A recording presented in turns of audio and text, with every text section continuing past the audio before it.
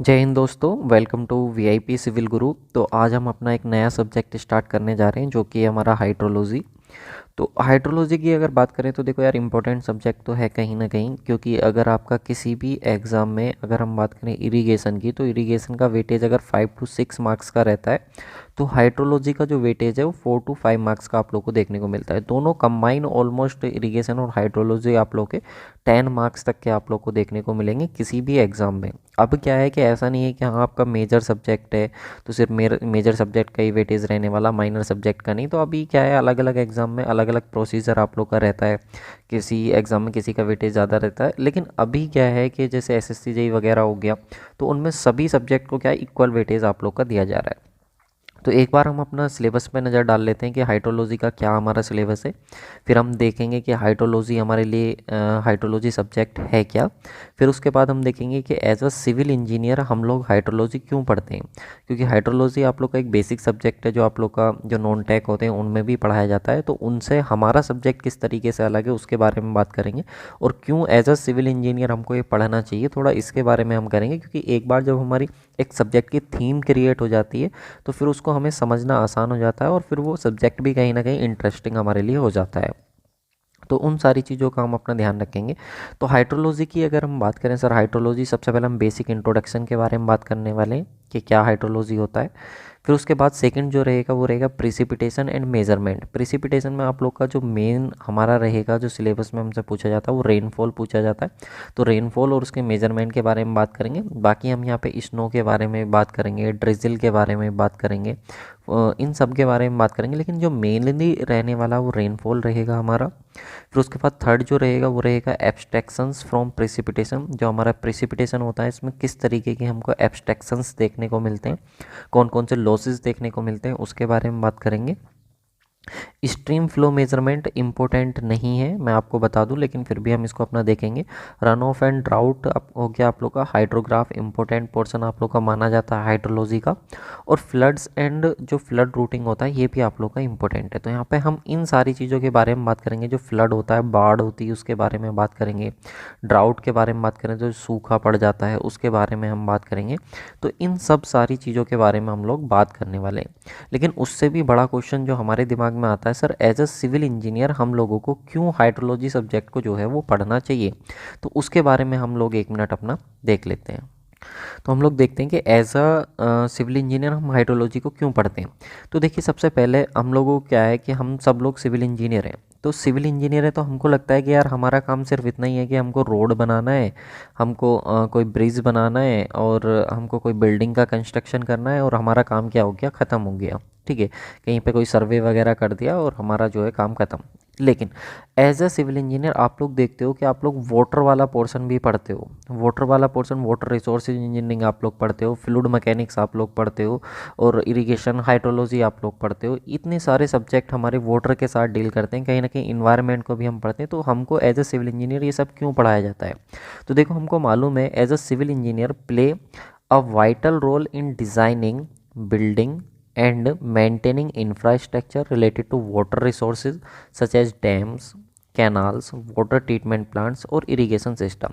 तो हम as a civil engineer क्या करते हैं, हम डिज़ाइनिंग का काम करते हैं। किसी भी इंफ्रास्ट्रक्चर को डिज़ाइन करना है, किसी भी बिल्डिंग को डिज़ाइन करना है, या फिर जो वाटर रिसोर्सेज जो इंफ्रास्ट्रक्चर होते हैं, जैसे कि कोई डैम हो गया वो हमको बनाना है, कोई कैनाल हो गई, कोई नहर हो गई वो हमको बनानी, कोई वाटर ट्रीटमेंट प्लांट है जहाँ पर वाटर आप लोग का ट्रीट किया जाएगा वो हमको बनाना है, कोई इरिगेशन सिस्टम हमको तैयार करना है। तो ये सब कहीं ना कहीं आप देखो, जितनी भी चीज़ें हैं वो सब की सब किसके साथ डील कर रही, वाटर के साथ डील कर रही हैं।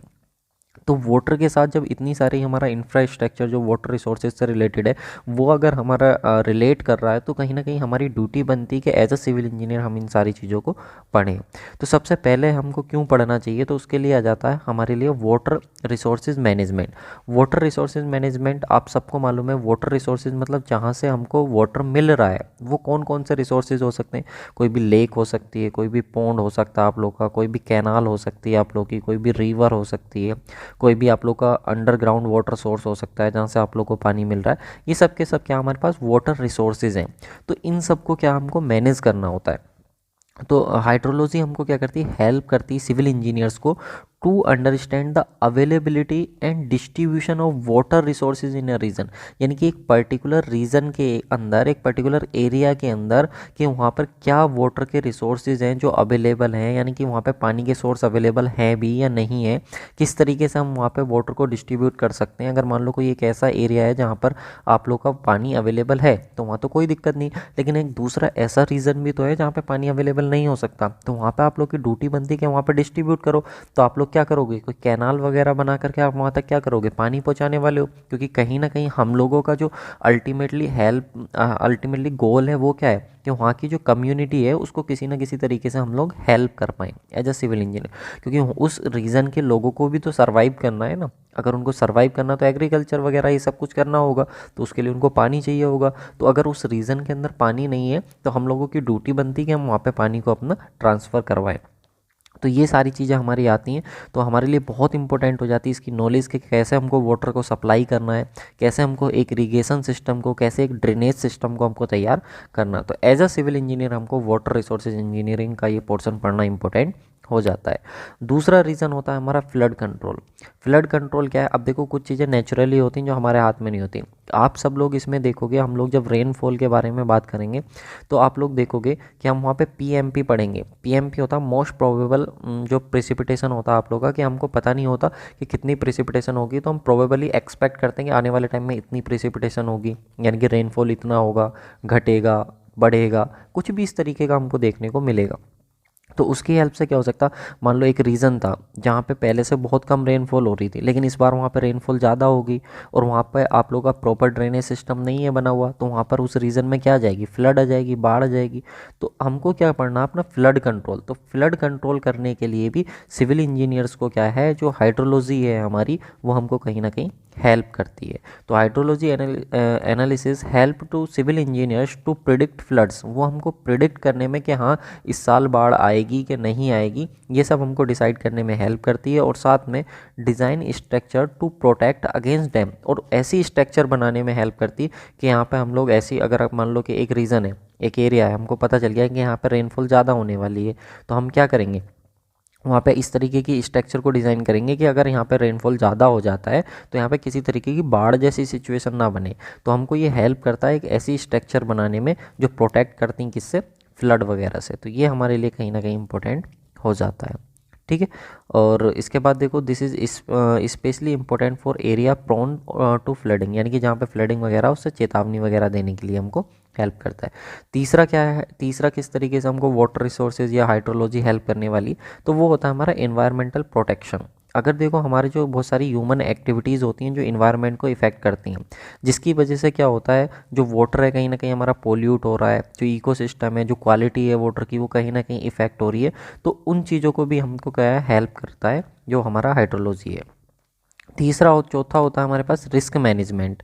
रिस्क मैनेजमेंट में भी हमको हेल्प करता है। अब मान लो रिस्क मैनेजमेंट में कैसे, बाई स्टडिंग हाइड्रोलॉजी, जो हाइड्रोलॉजी उसकी स्टडी करके civil engineers can identify potential hazards related to water resources, यानी कि हाइड्रोलॉजी पढ़ के हम लोग सिविल इंजीनियरिंग ऐसे रिसोर्सेज का पता कर लेते हैं जो हमारे वाटर को कहीं ना कहीं क्या कर सकते हैं, उसको पोल्यूट कर सकते हैं, उसको नुकसान पहुँचा सकते हैं। सच है जैसे कि लैंडस्लाइड्स वगैरह हो गई, हम लोग क्या करेंगे, अपना लैंडस्लाइड वगैरह के बारे में जान सकते हैं। साथ में इरोजन वगैरह कि साथ में कहाँ पे कितना वाटर है, अगर वाटर यहाँ पे फिल हो गया तो वहाँ पे सोइल का इरोजन होगा कि नहीं होगा। रिवर बैंक फेलियर के बारे में जान सकते हैं, मान लो एक रिवर था उससे वाटर फिल हो रहा था लेकिन उसके बैंक जो उसके किनारे जो वही फेल कर गए तो पानी टूट के बाहर निकल गया। तो इन सारी चीज़ों के बारे में हमको क्या है, हाइड्रोलॉजी हेल्प करने वाला है। तो कहीं ना कहीं हाइड्रोलॉजी अगर आप देखो तो एक इंपॉर्टेंट सब्जेक्ट हो जाता है जो वाटर से रिलेटेड हमको कहीं ना कहीं ऐसी इन्फॉर्मेशन दे रहा है जो कम्युनिटी को बचा सकती है, लोगों की हेल्प कर सकती है। तो इस पॉइंट ऑफ व्यू से भी आप देखो तो एज सिविल इंजीनियर हमको ये पढ़ना चाहिए। और साथ में जो हमारी जो इंफ्रास्ट्रक्चर हैं, जो वाटर रिसोर्सेज की dam, canals, water treatment plant, irrigation system, उनको भी हमको डेवलप करने में हेल्प करने वाला है। तो दोनों ही चीज़ें हमारे लिए इंपॉर्टेंट हो जाती हैं। तो अब हम अपना सब्जेक्ट स्टार्ट करेंगे जिसमें आप लोगों को काफ़ी इंटरेस्ट जो है वो आने वाला है। अब देखिए कुछ लोगों को लग रहा होगा कि सर पता नहीं आपने कितना टाइम जो है वो हमारे लिए इतना वेस्ट कर दिया, 8-10 मिनट आपने वैसे ही निकाल दिए। देखिए यार, दोनों चीज़ें ज़रूरी होती हैं। हम लोगों का जो इंडियन एजुकेशन सिस्टम है ना, वो सिर्फ मार्किंग के बेस पे ज़्यादा भाग रहा है। अब मेरा मानना ये है कि देखो एजुकेशन और स्किल, एजुकेशन और स्किल दोनों होनी चाहिए। अब स्किल अंडरस्टैंडिंग से आती है, बेसिक नॉलेज से आती है कि सब्जेक्ट हम लोग कर क्यों रहे हैं, तो इससे हमारी स्किल डेवलप होगी। और एजुकेशन तो हम लोग अपनी पूरी लेंगे ही, जितना आप लोगों को पढ़ा दूंगा उतना मोर देन सफिशिएंट है, उससे ज़्यादा आप लोगों को कुछ पढ़ने की ज़रूरत है नहीं, ठीक है। उतना आप लोगों को सारे क्वेश्चन आप लोग के बन जाएंगे। अब एक छोटा सा डेटा की बात कर लेते हैं, जो हमको पूरा सब्जेक्ट पढ़ते हुए हमारे दिमाग में रहना है कि इंडिया में अगर हम बात करें रेनफॉल की, जनरली इंडिया में जो रेनफॉल होता है मैक्सिमम वो जून से लेकर के सितंबर के मंथ में होता है, और ये कितना होता है 120 सेंटीमीटर तक आप लोग का हो जाता है। तो रेनफॉल क्या है, रेनफॉल डेप्थ की फॉर्म में नापा जाता है आप लोग का, कि कितनी गहराई तक आप लोग का बरसात हुई है। यानी कि अगर मान लो ये कोई बर्तन है और यहाँ पर आप लोगों ने रख दिया और इसके अंदर आप लोग का रेनफॉल हो रहा है, बारिश हो रही है, और ये आप लोग का ग्रेजुएटेड था, यहाँ पे लिखा हुआ था आप लोग का 50 सेंटीमीटर, यहाँ पे आप लोग का लिखा हुआ था 100 सेंटीमीटर, यहाँ पे लिखा हुआ था 120 सेंटीमीटर, यहाँ पे लिखा था 150 सेंटीमीटर। तो इंडिया में जनरली इतना पानी जो है आप लोग का वो भर जाता है, इतनी रेनफॉल डेप्थ आप लोग की देखने को मिलती है। इसके बारे में हम क्लियर व्यू अपना लेंगे, बस आप लोग का एक डेटा था जो आपको ध्यान रखना है। बाकी हम अपना स्टार्ट करते हैं। सबसे पहले हमारे दिमाग में आता है कि व्हाट इज हाइड्रोलॉजी। हाइड्रोलॉजी क्यों इंपॉर्टेंट है ये तो मैंने आप लोग को बता दिया, लेकिन हाइड्रोलॉजी है क्या वो भी जान लो। तो हाइड्रोलॉजी है क्या, hydrology is the science of occurrences, circulation and distribution of water above the ground and below the ground even in the atmosphere. यानी कि हमारे पास हाइड्रोलॉजी है क्या, तो नाम से ही क्लियर हो रहा है, हाइड्रो प्लस के लॉजी, दो वर्ड से मिलके बना हुआ। हाइड्रो मीन्स होता है सर हमारे पास वाटर H2O, और जो लॉजी वर्ड होता है वो होता है हमारा स्टडी से। यानी कि हमको किसकी स्टडी करनी है, हमको वाटर की स्टडी करनी। वाटर की भी किस तरीके की स्टडी करनी, कि इसके पीछे का अक्रेंस ऑफ साइंस, कि इसके पीछे का साइंस क्या है, किस तरीके से अकर हो रहा है वाटर, किस तरीके से सर्कुलेट हो रहा है वाटर, वाटर एक प्लेस से दूसरे प्लेस पे कैसे जा रहा है, कैसे हम उसको डिस्ट्रीब्यूशन कर पा रहे हैं वाटर को। और ये सब हम लोग देखेंगे कि अगर ये हमारा ग्राउंड लेवल है तो ये पानी का जो डिस्ट्रीब्यूशन है, सर्कुलेशन है, ये धरती के ऊपर कैसे हो रहा है, और साथ में ग्राउंड के नीचे कैसे हो रहा है, इस धरती के नीचे कैसे हो रहा है, इस धरती के ऊपर कैसे हो रहा है, और साथ में एटमॉस्फेयर में भी कैसे हो रहा है। तो इन तीनों जगह हम लोग देखने वाले हैं कि कैसे वाटर आप लोग का सर्कुलेट और डिस्ट्रीब्यूट होता है। कहाँ कहाँ पर, एबव द ग्राउंड देखने वाले हैं, अगर ये हमारा ग्राउंड लेवल है तो ग्राउंड लेवल के ऊपर भी देखने वाले हैं, साथ में बिलो द ग्राउंड लेवल भी देखने वाले हैं, और साथ में जो हमारा एटमॉस्फेयर है यहाँ पर भी हम लोग इसको देखने वाले हैं। तो तीनों जगह पर हम लोग वाटर का सर्कुलेशन और डिस्ट्रीब्यूशन अपना पढ़ने वाले हैं। किस सब्जेक्ट में, हाइड्रोलॉजी सब्जेक्ट में। तो hydrology nothing but the science of water, और किस तरीके का साइंस है वाटर का, कि किस तरीके से वाटर हमारा सर्कुलेट होना है, किस तरीके से डिस्ट्रीब्यूट होना है, below the ground, above the ground, और साथ में एटमॉस्फेयर में। तो ये हमारा सब्जेक्ट जो है वो होने वाला है। अब यहाँ पे एक टर्म आता है हमारा हाइड्रोलॉजिकल साइकिल। तो हाइड्रोलॉजिकल साइकिल नाम से यहाँ पे भी क्लियर हो रहा, हाइड्रोलॉजिकल साइकिल, हाइड्रो मतलब वाटर, वाटर की साइकिल। अब देखो कोई भी साइकिल का मतलब क्या होता है, जैसे कि हम लोग 10th-12th में क्या पढ़ते थे, वेव्स पढ़ते थे। तो वेव्स जो होती थी हमारी कुछ इस तरीके की होती थी, और यहाँ से यहाँ तक जो होती थी हाफ वेव होती थी, और ये भी आप लोग की कितनी होती थी, हाफ वेव। तो हाफ वेव का एंगल देखो कितना होता था 180 डिग्री, और इस हाफ वेव का भी एंगल कितना होता था 180 डिग्री। तो जब हम यहाँ से चलना स्टार्ट करा ए पॉइंट से, और हम लोग कहाँ पे गए, बी पॉइंट तक गए, तो इस तरीके से हम लोग इसको बोलते थे कि हमारी एक साइकिल कंप्लीट हो गई। तो इसका मतलब क्या होता था 180, यानी कि अगर आप लोग ए पॉइंट पे हो और वापस घूम के आप लोग कहाँ पे आ जा रहे हो, ए पॉइंट पे, तो आप लोग 180 डिग्री ये घूमे, 180 डिग्री ये घूमे, तो यानी कि आप लोग कितना घूम गए 360, और यहाँ पे भी आप लोग कितना घूमे 360 घूमे। तो 360 डिग्री जब हम एक घूम जाते हैं तो हम इसको क्या बोलते हैं, साइकिल। क्या बोलते हैं हम लोग इसको, साइकिल। तो अगर आप एक प्लेस से चले और वापस घूम के उसी प्लेस पे आ गए तो हम लोग इसको क्या बोल देते हैं, साइकिल। तो यहाँ पे भी हम लोग वाटर की साइकिल को पढ़ने वाले हैं, H2O की साइकिल को पढ़ने वाले हैं, कि कैसे वाटर अपना एक फॉर्म से दूसरी फॉर्म में कन्वर्ट होता है और फिर वापस अपना उसी फॉर्म में आ जाता है। यानी कि जहाँ से चला था वाटर वापस घूम के वहीं पर आ जाता है। तो इसी को हम लोग बोलते हैं अपना हाइड्रोलॉजिकल साइकिल। तो देखो क्या लिखा हुआ है, the sequence of condition through which water passes from vapor in the atmosphere through precipitation upon land, water surface and ultimately back into the atmosphere as a result of evaporation and transpiration। देखिए जो water होता है हमारा वो evaporation और transpiration दो यहाँ पे कंडीशन आई। एवोपरेशन और ट्रांसपिरेशन क्या होता है, बस एक मिनट रुको, इनके बारे में भी हम डिस्कस करेंगे। इसमें होता है क्या है, एवोपरेशन और ट्रांसपिरेशन की हेल्प से, प्रिसिपिटेशन की हेल्प से जो वाटर होता है हमारा वो कहाँ से, लैंड से कहाँ पे जाता है, एटमॉस्फेयर में जाता है, और एटमॉस्फेयर से कहाँ पे आता है, लैंड में आता है, यानी कि जहाँ से चला था वापस घूम के क्या है वहीं पे आ जाता है। और इस तरीके का जो सीक्वेंस होता है वाटर का वो हमारा क्या कहलाता है, हाइड्रोलॉजिकल साइकिल। एक बार आपको फिर से बताता हूँ विदाउट एनी कन्फ्यूज़न। ये हमारा लैंड है, ये हमारा एटमॉस्फेयर है। वाटर लैंड से कहाँ पे जाएगा, एटमॉस्फेयर में, और एटमॉस्फेयर से कहाँ से आएगा, लैंड में। तो हमारे एक कंप्लीट साइकिल हो गई।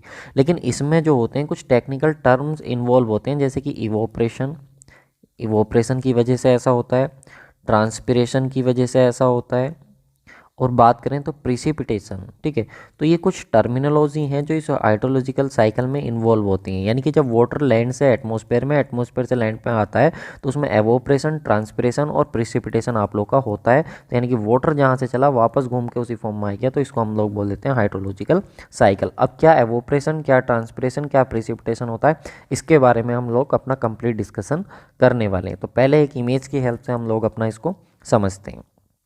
तो सबसे पहले देखिए, ये वाला पोर्शन हमारा टोटल क्या है, ये पूरा पोर्शन हमारा लैंड वाला है, और ये ऊपर वाला पोर्शन पूरा कौन सा हमारा, एटमॉस्फेयर वाला है। इतना आप लोगों को क्लियर हुआ। तो सबसे पहले देखिए, लैंड पे जो हमारे पास पानी अवेलेबल था वो कहाँ पे अवेलेबल था, ओशन में अवेलेबल होगा, जो समुद्र होता है उसमें अवेलेबल होगा, या फिर कोई वाटर बॉडी है जैसे कि रिवर वगैरह है तो वहाँ पर आप लोग का ये अवेलेबल होगा, या फिर कोई रिजर्वायर है तो कोई रिजर्वायर वगैरह में, कोई डैम वगैरह है उसमें हमारा वाटर अवेलेबल होगा। तो जब होता क्या है कि जब हमारा सन जो होता है वो राइज़ करता है, तो सनराइज़ की वजह से क्या होता है, जो हमारा एटमॉस्फेयर होता है वो हीट हो जाता है सन रेज़ की वजह से। क्योंकि हमको मालूम है जो हीट है हमारी वो ट्रांसफ़र होती है या तो कंडक्शन से, या रेडिएशन से, या कन्वेक्शन से। तो जो सन की जो रेज़ हैं वो रेडिएशन की फॉर्म में कहाँ पे आती हैं, इस वाटर बॉडी पे आकर के इंसिडेंट होती हैं। अब जैसे ही इंसिडेंट होती हैं तो इसका टेम्परेचर क्या इंक्रीज़ हो जाता है, और टेम्परेचर इंक्रीज़ होता है तो हमको मालूम है जब वाटर का टेम्परेचर इंक्रीज़ होता है तो उसकी काइनेटिक एनर्जी बढ़ जाती है, जिसकी वजह से वो किस में कन्वर्ट हो जाता है, वेपर में कन्वर्ट हो जाता है। तो यहाँ पर आप लोग का जो वाटर था वो आप लोग का एवोपरेट हो गया ओशन से, और वो आप लोग का कहाँ पे चला गया, एटमॉस्फेयर में। जब सर वो एक बार एटमॉस्फेयर में चला गया तो वहाँ पर आप लोग का क्या होगा, उसका कंडेंसेशन होगा उस भाप का, जिसकी वजह से हमारे क्या बन जाएंगे, बादल बन जाएंगे, जो हमारे क्लाउड्स हैं वो बन जाएंगे। अब हमारा एक तरफ प्रेशर ज़्यादा, एक तरफ प्रेशर कम, तो एयर का हमारा फ्लो होगा, तो जिसकी वजह से बादल एक प्लेस से कहाँ पे जाएंगे, दूसरी प्लेस पे हमारे चले जाएंगे। तो जब ये बादल एक प्लेस से दूसरे प्लेस पे गए तो वहाँ पर हमारा क्या होगा, इसका प्रिसिपिटेशन होगा। प्रिसिपिटेशन मतलब ये बादल जो हैं वो अलग अलग फॉर्म में इस ग्राउंड पे आएंगे, यानी कि या तो वर्षा की फॉर्म में,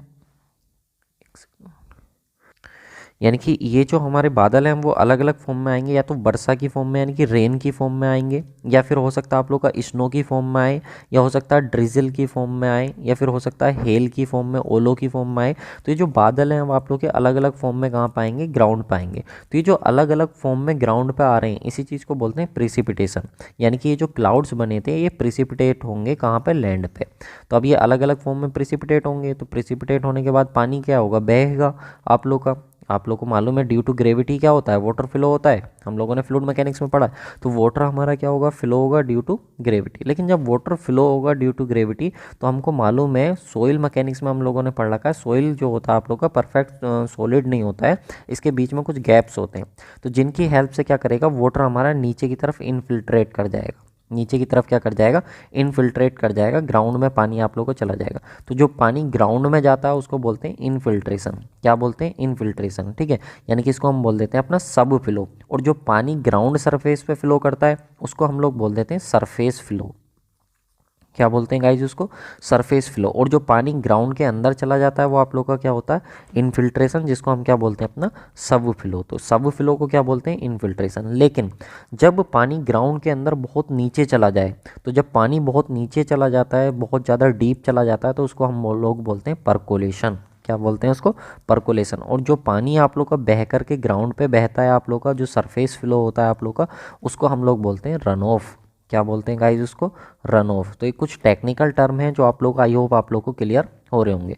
तो जब पानी आप लोग का प्रेसिपिटेट की फॉर्म में नीचे आया लैंड पे, तो आप लोग का वो फ्लो होना शुरू हुआ सरफेस पे, और आप लोग का सब सरफेस पे जो नीचे चला गया। तो यहाँ पर आप लोग को देखोगे तो कुछ आप लोग का कुछ गड्ढों में पानी भर जाएगा, कुछ आप लोग का डैम वगैरह रिजर्वायर बना लोगे, कुछ पौंड में चला जाएगा, कुछ रिवर में पानी चला जाएगा। तो इस तरीके से अलग अलग फॉर्म में जो है वाटर आप लोग का अवेलेबल हो जाएगा। और फिर से आप लोग का सन जो है वो हीट करेगा इसको, और हीट करने की वजह से फिर से आप लोग का अलग अलग फॉर्म में एवोपरेशन होगा, और एवोपरेशन होने के बाद आप लोग का कहाँ पे जाएगा, ये फिर से एटमॉस्फेयर में, और फिर से आप लोग का, तो पूरी प्रोसेस आप लोग की होती रहती है। अब यहाँ पे कुछ टर्म है जैसे कि ट्रांसपिरेशन क्या होता है, तो इन सब के बारे में आप लोगों को बताऊंगा। अभी रन ऑफ कुछ टर्म जो है जिनकी ज़रूरत है उनको मैं डिस्कस करता जा रहा हूँ, जैसे जैसे हमको ज़रूरत पड़ेगी तो उन सब के बारे में हम अपना डिस्कस करते जाएंगे, ठीक है। फिर भी अगर ट्रांसपिरेशन आया तो थोड़ा सा मैं आप लोग को बता देता हूँ ट्रांसपिरेशन होता क्या है, आपको ये समझने की ज़रूरत है ट्रांसपिरेशन वर्ड। तो एवोपरेशन आपने देखा कि जो वाटर बॉडीज़ थी उससे आप लोग का पानी जो है वो भाप बन के आप लोग का कंडेंस होकर के किस में कन्वर्ट हो गया, बादलों में कन्वर्ट हो गया। लेकिन होता क्या है कि अगर कोई भी वाटर बॉडी है, यानी कि मान लो कोई भी पौंड वगैरह है, ठीक है, तो एक ख़ास बात आपने नोटिस करी होगी, अगर आप गांव के एरिया से आते हो, विलेज से आते हो, तो आप लोगों ने देखा होगा जब पौंड होते हैं ना, तो पौंड या कोई भी वाटर बॉडी होती है ना, तो उसके जो किनारे होते हैं उनके किनारों पे बैंक पे आप लोगों ने एक पेड़ देखा होगा जनरली, जो होता है यूकेलिप्टिस का। यूकेलिप्टिस का पेड़ होता है, तो यूकेलिप्टिस का जो पेड़ होता है वो आप लोग का रखा जाता है। तो उसके पीछे का रीज़न क्या होता है कि यूकेलिप्टिस का जो पेड़ होता है वो वाटर को बहुत जल्दी एब्जॉर्ब करता है, वाटर को बहुत जल्दी एब्जॉर्ब करता है, बहुत ज़्यादा उसको पानी चाहिए होता है, तो जिसकी वजह से जो गाँव का पानी होता है वो उस पौंड में जाता है, और यूकेलिप्टिस क्या कर लेता है, उसको अच्छे से एब्जॉर्ब कर लेता है। अब मान लो कोई भी ट्री है, ये कोई भी पेड़ था, अब उसने पानी को क्या एब्जॉर्ब करा, पानी को एब्जॉर्ब करने के बाद वो क्या जाएगा, क्योंकि हमको मालूम है जो biology, as a biology student अगर हम देखें तो यहाँ पे वाटर जो होता है जो प्लांट में ऊपर जाता है वो फ्लोएम के थ्रू जाता है। फ्लोएम होता है, आप लोगों को मालूम होगा, फ्लोएम के थ्रू जो है पानी ऊपर जाता है। तो फ्लोएम के थ्रू जब वाटर ऊपर जाता है तो वो लीव्स तक पानी जाता है, और लीव्स में क्या होता है, स्टोमेटा होता है, छोटे छोटे रोम्स होते हैं, छिद्र होते हैं। तो अब जब यहाँ पे क्या करता है, सन इसको हीट करता है, तो हीट की वजह से जो पानी इसमें ऊपर गया था, इसकी पत्तियों तक गया था, इसके तनों तक गया था, वो क्या होता है, हीट होता है। और हीट होने की वजह से क्या है, जो वाटर है वो एवोपरेट हो जाता है इस प्लांट से, इस प्लांट से क्या हो जाता है, एवोपरेट हो जाता है। तो जो पानी डायरेक्ट वाटर बॉडी से एवोपरेट हो रहा था उसको तो हमने एवोपरेशन बोल दिया, लेकिन जो पानी आप लोगों का एक प्लांट से एवोपरेट होता है या किसी भी वेजिटेबल से एवोपरेट होता है वो हमारा कहलाता है ट्रांसपिरेशन। उसको हम क्या बोलते हैं, ट्रांसपिरेशन। तो ट्रांसपिरेशन कहाँ से होता है, फ्रॉम वेजिटेशन, यहाँ पे लिखा हुआ है। तो ट्रांसपिरेशन वर्ड भी क्लियर हो गया होगा आई होप आप लोग को। तो सारी चीज़ें यहाँ पे आप लोग को जो है वो क्लियर हो रही होंगी। तो गाइज़ यहाँ से आगे बढ़ने से पहले मैं आप लोग को बता देता हूँ, एक छोटा सा इंपॉर्टेंट अनाउंसमेंट मैं आप लोग के लिए कर देता हूँ, क्योंकि एज अ सिविल इंजीनियर अगर आप हैं और आपको सारे सब्जेक्ट मेरे साथ जुड़ करके पढ़ने हैं, जो जितने भी सिविल इंजीनियरिंग के हमारे 12-13 सब्जेक्ट हैं, सारे सब्जेक्ट मैंने पढ़ाए हुए हैं पूरे डिटेल एक्सप्लेनेशन के साथ। हमारा एप्लीकेशन है जिसका नाम है VIP सिविल गुरु। तो आप VIP सिविल गुरु एप्लीकेशन को डाउनलोड कर सकते हो, लिंक मैंने आप लोग को डिस्क्रिप्शन बॉक्स में दे दिया है। वहाँ पे हमारा कोर्स चल रहा है one liner plus concept, one liner plus concept के नाम से चल रहा है, जिसमें मैंने आप लोग को सभी कॉन्सेप्ट आप लोग को डिटेल में दिए हुए हैं, basic to advance, with question भी आप लोग को डिस्कस करे हुए हैं। तो वो बैच आप जाकर के ज्वाइन कर सकते हो बहुत नॉमिनल फीस में। एक बुक का प्राइस जितना होता है ना, उससे कम प्राइस में आप लोगों को सारी चीज़ें वहाँ पे अवेलेबल है। साथ में आपको गुप्ता एंड गुप्ता बुक का सॉल्यूशन आप लोगों को अवेलेबल हो जाएगा, वो कोर्स अलग है। और एक हमारा कोर्स चल रहा है सुदर्शन बैच, जिसमें हम लोग 25,000 प्रीवियस ईयर के क्वेश्चंस अपने डिस्कस कर रहे हैं। तो वो भी आप जा करके जो है ज्वाइन कर सकते हो, लिंक डिस्क्रिप्शन बॉक्स में, डायरेक्ट प्ले स्टोर से भी आप सर्च कर सकते हो VIP सिविल गुरु। कोई भी दिक्कत आती तो 8077283538 पर आप लोग क्या है कांटेक्ट कर सकते हो। बाई व्हाट्सअप आप लोग यहाँ पे कांटेक्ट कर सकते हो या कॉल भी आप कर सकते हो, ठीक है। चलिए अब आ जाते हैं वापस अपने टॉपिक पे हम लोग आ जाते हैं।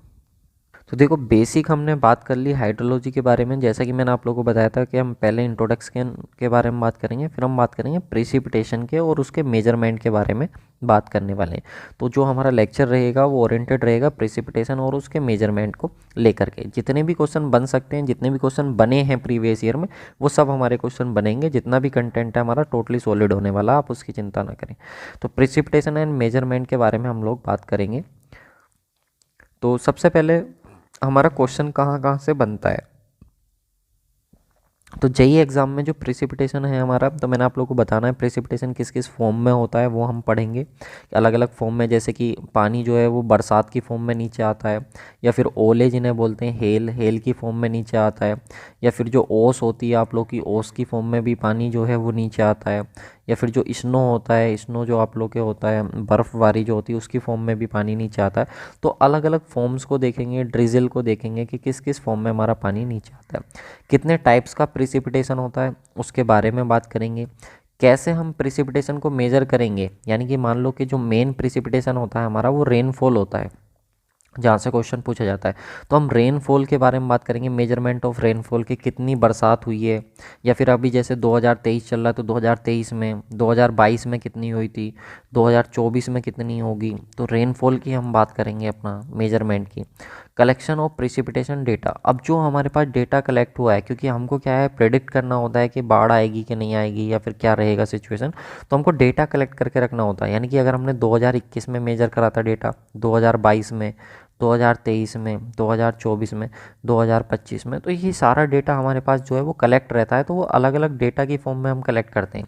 तो जो प्रिसिपिटेशन डेटा रहेगा हमारा, मान लो 2021 में कितनी रेनफॉल हुई थी, वो सब हम अपने पास रखेंगे।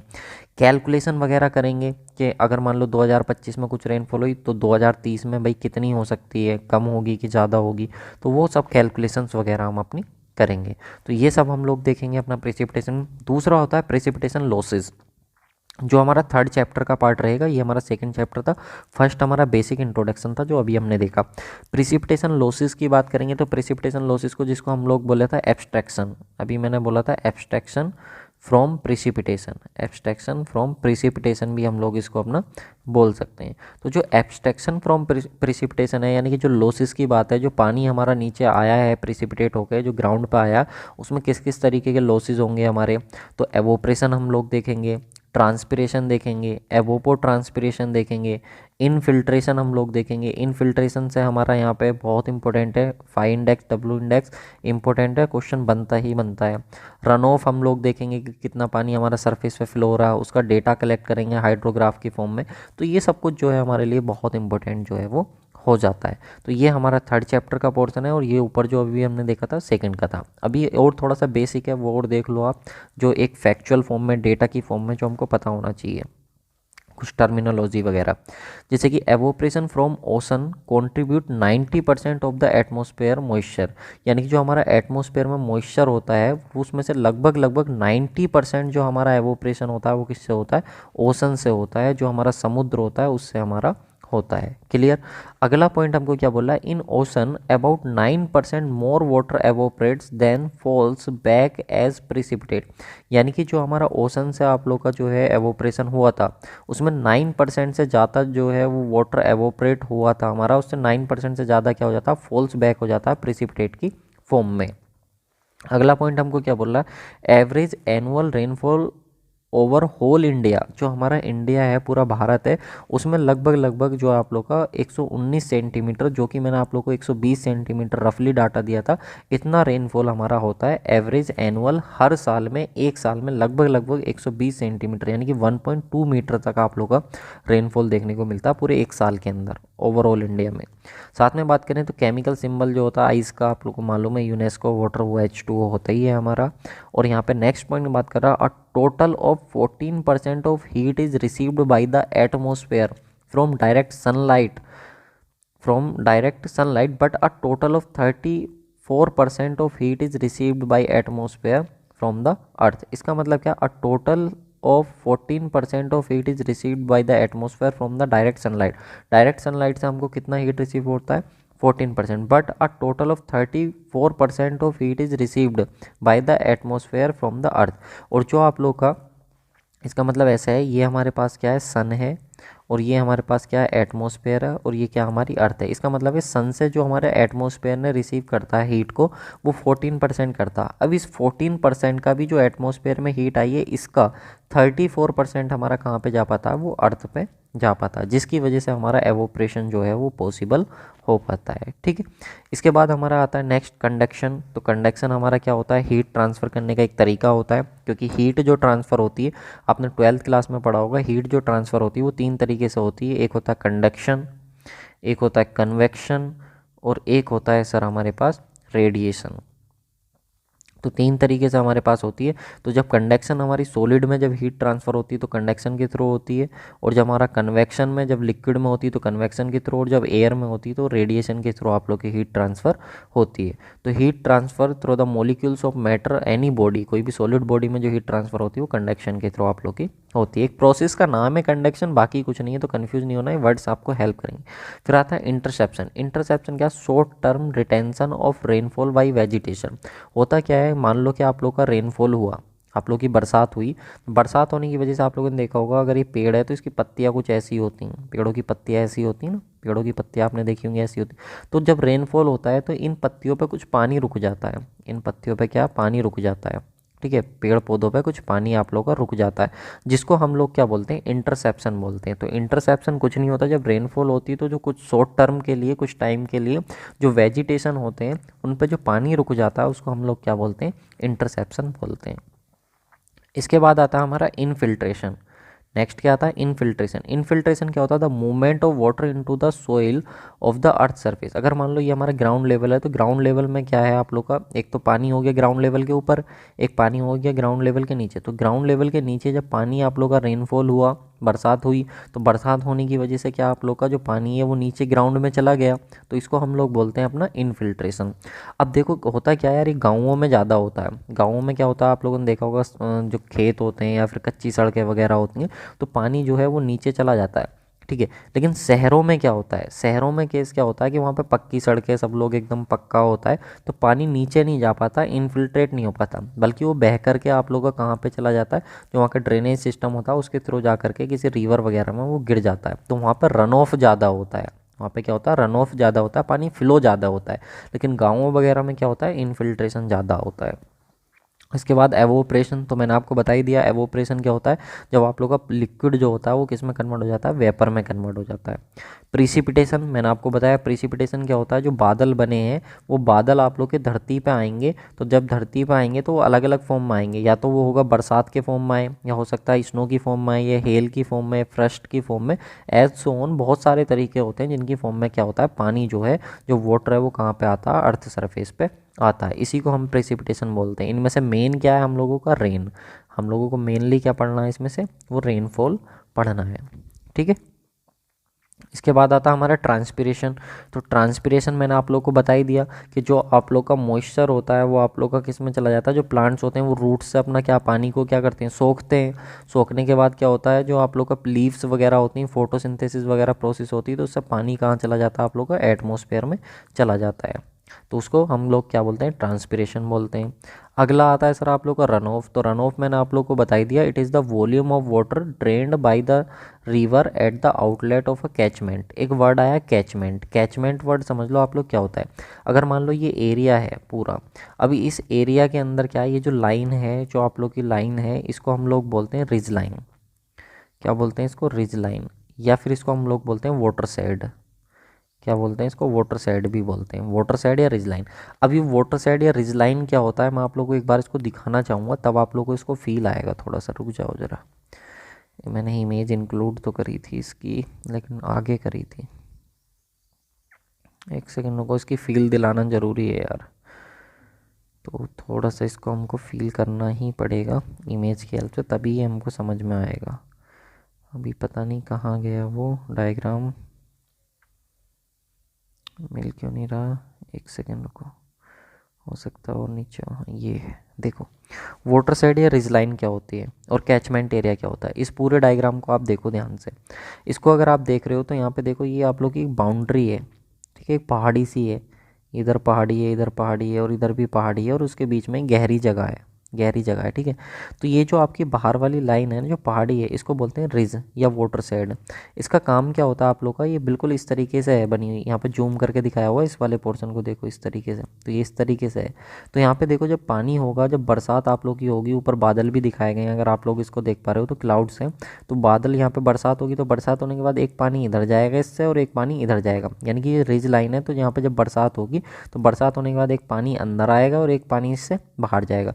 तो रिज लाइन क्या एक बाउंड्री डिसाइड करती है आप लोग की कैचमेंट की। तो कैचमेंट की जो बाउंड्री होती है उसको वाटर साइड या वाटर साइड डिवाइड या रिज लाइन हम अपना बोलते हैं। तो ये जो आप लोग की लाइन होती है जिससे पानी एक साइड इधर और दूसरी साइड दूसरी तरफ चला जाएगा, तो दूसरी तरफ जाएगा तो दूसरा कैचमेंट हो गया, और ये आप लोग का एक कैचमेंट। तो एक कैचमेंट का मतलब हो गया इस पूरे के अंदर जो भी बरसात होगी वो आप लोग की देखो अलग अलग तरीके से होगी। यहाँ पे बरसात होगी कुछ यहाँ पे, तो पूरे ढाल के साथ वो पानी बह करके एक स्ट्रीम को ज्वाइन कर लेगा और यहाँ से पानी बाहर आ जाएगा। जहाँ से पानी बाहर आता है इसको बोलते हैं आउटलेट, और जो पानी बह करके आया है इस पानी को बोलते हैं रन ऑफ। क्या बोलते हैं इसको? Run of. तो आई होप आप लोगों को ये क्लियर हुआ होगा। अब आ जाते हैं अपना वहीं पे हम लोग जहाँ पे थे, और ऊपर जाना पड़ेगा अभी। बिल्कुल देखो, तो यहाँ पे हम लोग आ गए अपना रन ऑफ पे। तो रन ऑफ आप लोग क्लियर हो गया। तो कैचमेंट के अंदर जो पानी फ्लो होता है आप लोग का, जो रिवर को आकर के ज्वाइन करता है और आप लोग का आउटलेट को आकर के ज्वाइन करता है, वो आप लोग का पूरा क्या हो जाता है? रन ऑफ हो जाता है। ठीक है, तो अगर ये मान लो कोई भी कैचमेंट था, इसके अंदर पानी आप लोग की बरसात वगैरह हुई और इसने आकर के मेन इसको ज्वाइन कर लिया और इसको हमने क्या बोल दिया? आउटलेट। तो पूरे एरिया के अंदर जितने एरिया के अंदर पानी आप लोग का बरसा है इसको हमने क्या बोल दिया? Catchment area. ठीक है, इसके बाद होता है पर्कुलेशन। तो पर्कुलेशन मैंने आप लोग को बताया जब पानी जो है सोइल के अंदर बहुत नीचे चला जाता है, लोअर सोइल जोन में चला जाता है। कहाँ पे चला जाता है? लोअर सोइल जोन के अंदर चला जाता है, तो उसको हम लोग क्या बोलते हैं? अपना पर्कुलेशन बोलते हैं। क्लियर है? तो अब देखो इनफिल्ट्रेशन, जो ग्राउंड के अंदर गया पानी। डिप्रेशन स्टोरेज क्या हो गया? जब पानी आप लोग का पड़ा था एक कैचमेंट एरिया के अंदर जहाँ पे बरसात हुई थी। कैचमेंट आप एरिया ऐसे समझो जैसे हम लोग घर की छत है। अगर मान लो ये हमारा घर है और ये हमारे घर की क्या छत है पूरी, तो इस छत के अंदर पानी होगा ना, इस छत के अंदर पानी गिरेगा तो ये पूरा का पूरा छत जो होगी वो कैचमेंट एरिया हो गया। और जो हमारी छत की बाउंड्री है ना, जो छत की बाउंड्री है ये होगी हमारी रिज लाइन। ये क्या होगी? रिज लाइन, या जिसको हम लोग बोलेंगे वाटर साइड। क्लियर है? अब मान लो छत के अंदर क्या था? ये छत है, इसमें छोटे छोटे गड्ढे हो गए कहीं, तो छोटे छोटे गड्ढे हो गए तो उन गड्ढों के अंदर पानी भरा रह जाएगा। पाइप से पानी बाहर नहीं आएगा, जो आउटलेट है उससे पानी बाहर नहीं आएगा, इन गड्ढों में पानी भरा रह जाएगा। तो जो गड्ढों के अंदर पानी भरा रह जाएगा उसको बोलेंगे डिप्रेशन स्टोरेज। और इंटरसेप्शन, इंटरसेप्शन मैंने आप लोग को बताया जो वेजिटेटिव वगैरह थे। अब मान लो आपकी छत पे क्या था? गार्डनिंग थी, आपकी छत पे प्लांट्स वगैरह लगे हुए थे, तो प्लांट्स वगैरह लगे हुए थे तो उनकी पत्तियों पे कुछ पानी रुक जाएगा, तो वो आप लोग का क्या होगा? इंटरसेप्शन। यानी कि इनफिल्ट्रेशन जो नीचे चला गया, डिप्रेशन जो गड्ढों वगैरह में पानी भर गया, इंटरसेप्शन जो वेजिटेटिव था। तो इन ये सब जो होता है, जो भी हमारा रेनफॉल हुआ, जो भी रेनफॉल हुआ उसमें से रन ऑफ को माइनस कर दो। ऐसे समझो कि अगर मान लो कि हमारा कुछ भी रेनफॉल कोई भी डिस्चार्ज की फॉर्म में ले लेते हैं, डिस्चार्ज की फॉर्म में मान लो कि हमारा 30 यूनिट क्या था? हमारा रेनफॉल हुआ। उस 30 यूनिट में से मान लो हमारी ये छत थी, मैं आपको ध्यान से समझा रहा हूँ, देखो ध्यान से ठीक समझना इसको। ये हमारी छत थी, इस छत के ऊपर 30 यूनिट पानी गिरा, 30 यूनिट पानी गिरा। अब इस छत का कहीं ना कहीं आउटलेट होगा, कहीं ना कहीं आउटलेट होगा, और यहाँ से पानी बाहर आ गया हमारा मान लो कितना? 20 यूनिट। 20 यूनिट पानी जो है वो बह करके बाहर आ गया। तो जो पानी गिरा था टोटल वो तो हो गया हमारा रेनफॉल, और जो पानी छत से बाहर आया है वो हो गया हमारे पास रन ऑफ। क्या हो गया हमारे पास? Run of. लेकिन 30 यूनिट पानी गिरा था, 20 यूनिट बाहर आया, वो 10 यूनिट कहाँ गया? तो वो 10 यूनिट में से मान लो कि जो हमारी छत थी, जो लिंटर था, जो स्लैब थी, उसमें से मान लो कि 5 यूनिट उसने सोख लिया।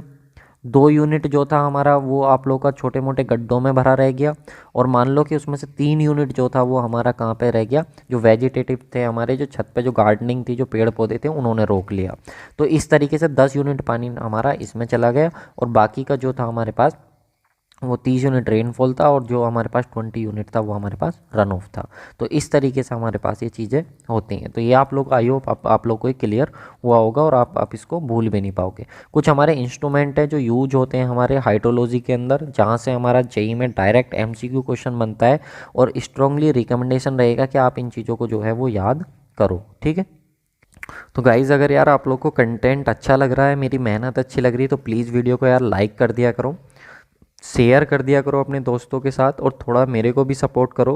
देखो अभी नए हैं ये मार्केट में, ये बात बिल्कुल ठीक है, इतनी नहीं है, अपनी पहुंच नहीं है, बट यार कंटेंट इतना सॉलिड है कि इतने कम प्राइस में आपको कोई भी कंटेंट प्रोवाइड नहीं करा सकता। एक छोटा सा आइडिया मैं आप लोगों को इस चीज़ से दे सकता हूँ। जो बड़े बड़े प्लेटफॉर्म है उन पे होता क्या है कि मान लो कि उन्होंने एडमिशन लिया, और उनका मान लो छोटा सा एक रफली डेटा लेते हैं कि मान लो कि उनका कोर्स ज्वाइन करा 5000 लोगों ने। ठीक है, 5000 लोगों ने कोर्स ज्वाइन करा। उन 5000 लोगों में से मान लो SSC का एक डेटा मैं आपको दे रहा हूँ, ठीक है, जो बड़े बड़े कोचिंग है, 5000 ज्वाइन करा। उन 5000 में से उनका क्वालिफाई हुआ केवल 100 का, 100 का क्वालिफाई हुआ, इसका परसेंटेज निकाल लो ज़रा, इसका परसेंटेज देखो उनके कितने परसेंट स्टूडेंट सेलेक्ट होते हैं। 0 से 0, 5 to 10, 2% स्टूडेंट। मैंने अपना कोर्स लॉन्च करा था जिसमें मैंने सिर्फ और सिर्फ 50 स्टूडेंट का एडमिशन लिया था। मैंने पहले ही बोल दिया था कि 50 स्टूडेंट का ही एडमिशन मैं लूँगा, ठीक है। 50 स्टूडेंट के बाद मेरे स्टूडेंट हुए यहाँ से 11 सेलेक्ट। 11, झूठ कुछ नहीं है, आप लोगों को टेलीग्राम पे भी डाल रखा, हर जगह डाल रखा कि मेरे 11 स्टूडेंट ने क्वालिफाई करा। इसका परसेंटेज निकाल लो, 52 से कितने हो गए 100, 11 दूनी 22, 22%। 22% मेरा है और 2% इनका है। अब तुम खुद इस चीज़ से अंदाज़ा लगा लो किस लेवल का कंटेंट है। बस आपको पढ़ने की ज़रूरत है, अब आपकी मर्जी है आपको कहाँ पे जाना है, उन बड़ी चमकती चीज़ों पे जाना है या आप लोग को अपने बेसिक से अच्छे से कॉन्सेप्ट क्लियर करके आप लोग को एग्ज़ाम निकालना है। क्लियर। चलो यहाँ पे आ जाते हैं हम लोग, अब काम की बात करते हैं जहाँ से हमारा क्वेश्चन पूछा जाता है, जहाँ से एग्जाम में क्वेश्चन बना है। अगर आपको लगता है मैं झूठ बोल रहा हूँ तो प्रीवियस ईयर के क्वेश्चन उठा लेना, आपको क्लियर हो जाएगा। इंस्ट्रूमेंट यूज्ड इन मेजरमेंट, कुछ हमको चीज़ें जैसे कि रिलेटिव ह्यूमिडिटी हमसे पूछा जाता है तो हमारा जो साइक्रोमीटर होता है वो हम अपना यूज करते हैं इसके लिए। जो हाइड्रोलिक कंडक्टिविटी होती है उसके लिए हम परमियोमीटर अपना यूज करते हैं। जो टेम्परेचर एंड ह्यूमिडिटी होती है इसके लिए हम अपना थर्मो हाइग्रोमीटर यूज करते हैं। जो हमारा कैपिलरी पोटेंशियल होता है उसके लिए हम टेंसियोमीटर यूज करते हैं। विंड वेलोसिटी के लिए एनीमोमीटर यूज करते हैं, ये बहुत बार पूछा गया है विंड वेलोसिटी, इसको तो आप याद रखेंगे, ठीक है। रेनफॉल डेप्थ के लिए हम अपना ओम्ब्रोमीटर या फिर हमारा पल्वियोमीटर इंपॉर्टेंट है, इसकी तो हम मेजरली बात करने वाले हैं, ये हमारा इंपॉर्टेंट है। एवोपो ट्रांसपिरेशन के लिए हम लाइसीमीटर यूज करते हैं, वेरी वेरी इंपॉर्टेंट है। एवोप्रेशन के लिए हम एटोमोमीटर यूज़ करते हैं, इंपॉर्टेंट है। ट्रांसपिरेशन के लिए हम लोग फाइटोमीटर, वेरी वेरी इंपॉर्टेंट, कई बार एग्जाम में पूछा गया ट्रांसपिरेशन के लिए फाइटोमीटर। ह्यूमिडिटी के लिए हम लोग हाइग्रोमीटर यूज करते हैं। और जो इनफिल्ट्रेशन कैपेसिटी होती है सोइल की उसके लिए हम रेनफॉल सिम्युलेटर जो है वो अपना यूज करते हैं। तो रेनफॉल सिम्युलेटर जो ये लास्ट वाले हैं आप लोग के 5 से लेकर के, ये तो आप लोग के इम्पोर्टेंट है, एग्जाम में पूछे गए हैं, तो ये सारे आप लोगों को जो है वो याद रहने चाहिए। इनको आप एक बार को स्किप भी कर सकते हो, ठीक है। लेकिन ये भी मैंने आप लोग को बताया ताकि हो सकता है कि अगली बार उनमें से कुछ पूछ लिया जाए। एक टर्म आता है आप लोग का, यहाँ पे कुछ टेक्निकल टर्म है जो कि आइसोप्लिथ, ये हमको हाइड्रोलॉजी पढ़ने में हेल्प करेंगे। तो आइसोप्लिथ क्या होता है, a line draw on map along which the value of particular phenomena is uniform. तो आइसोप्लिथ क्या होता है, एक ऐसी लाइन होती है जो एक पर्टिकुलर सेम डेटा को, यूनिफॉर्म डेटा को क्या करती है, हमारी ज्वाइन करती है। मैप पे एक ऐसी लाइन होती है। तो कुछ लाइन है जैसे कि आइसोबार, तो आइसोबार क्या एक ऐसी लाइन होती है जो सेम प्रेशर को ज्वाइन करती है। आइसोबाथ क्या होती है, एक ऐसी लाइन होती है जो डेप्थ जो होती है सी में, जो डेप्थ होती है वो सेम डेप्थ को ज्वाइन करती है। आइसो एलाइन क्या होता है, आइसो एलाइन एक ऐसी लाइन होती है जो सेम सैलिनिटी को ज्वाइन करती है। आइसो हेल्स ऐसी लाइन होती है जो हमारी सनसाइन ड्यूरेशन होती है उन सेम सनसाइन ड्यूरेशन को ज्वाइन करती है।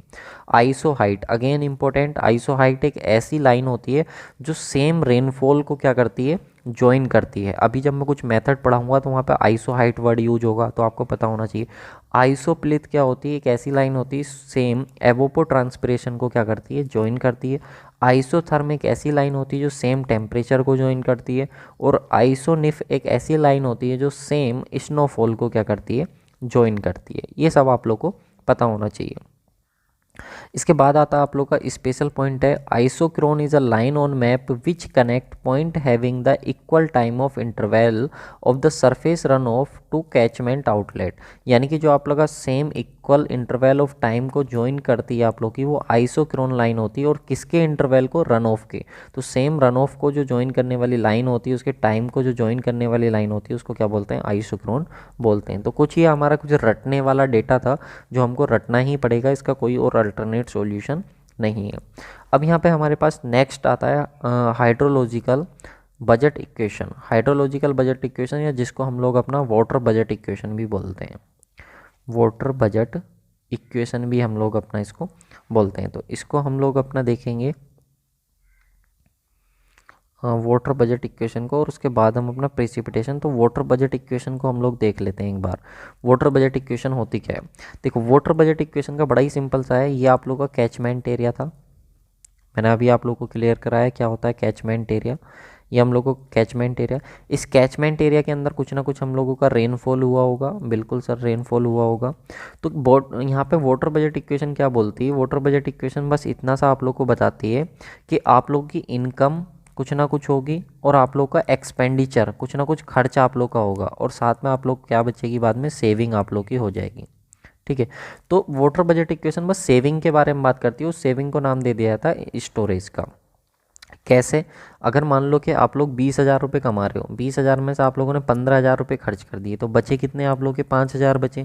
तो सेम वैसे ही होता है कि यहाँ पे हमारे पास एक कैचमेंट एरिया है, तो इस कैचमेंट एरिया के अंदर, इस कैचमेंट एरिया के अंदर हम लोगों को बस ये देखना कि यहाँ से जो पानी बाहर निकल के आया हमारे पास, वो कितना निकल के आया, वो स्टोरेज हमें कितनी मिली है।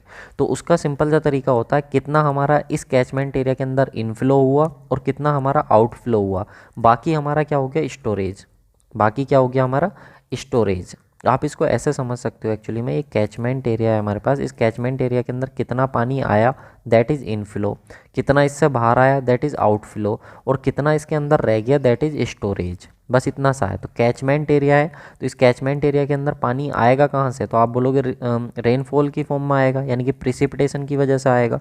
तो यहाँ पे पानी आया, तो पानी आया किसकी वजह से, प्रिसिपिटेशन की वजह से, माइनस। ठीक है, अब इससे पानी बाहर किस किस फॉर्म में निकलेगा, तो पानी बाहर निकलेगा रन ऑफ की फॉर्म में बाहर निकलेगा, या फिर जो ग्राउंड में पानी चला जाएगा, ग्राउंड की फॉर्म में पानी बाहर निकलेगा, जो ग्राउंड के अंदर चला जाएगा, या फिर आप लोगों का जो एवोपरेट हो जाएगा उस फॉर्म में, जो पानी यहाँ से भाप बन के उड़ जाएगा वो बाहर निकलेगा इससे, या फिर हो सकता है जो हमारा पेड़ पौधे होंगे इस कैचमेंट एरिया के अंदर, उनसे ट्रांसपिरेशन हो जाएगा।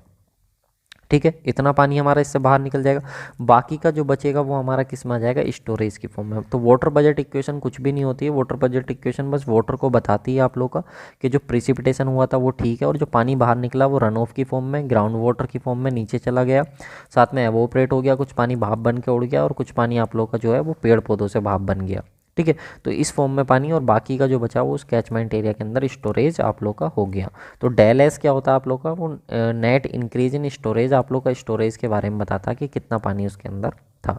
तो आप लोगों को क्लियर हुआ होगा, सिंपल सा एकदम कॉन्सेप्ट है आप लोग का। या इसको आप ऐसे भी समझ सकते हो, मान लो कि आप लोग के पास कोई रिवर थी, इसमें इतना पानी आप लोग का भरा हुआ था, तो जब रेनफॉल हुई आप लोग का, तो रेनफॉल जब हुई तो पानी मान लो यहाँ तक चला गया, इतना हो गया पानी रेनफॉल की वजह से, प्रिसिपिटेशन की वजह से। लेकिन अब यहाँ से क्या होगा, कुछ पानी इससे बाहर निकल जाएगा बह करके, तो वो रन ऑफ हो गया।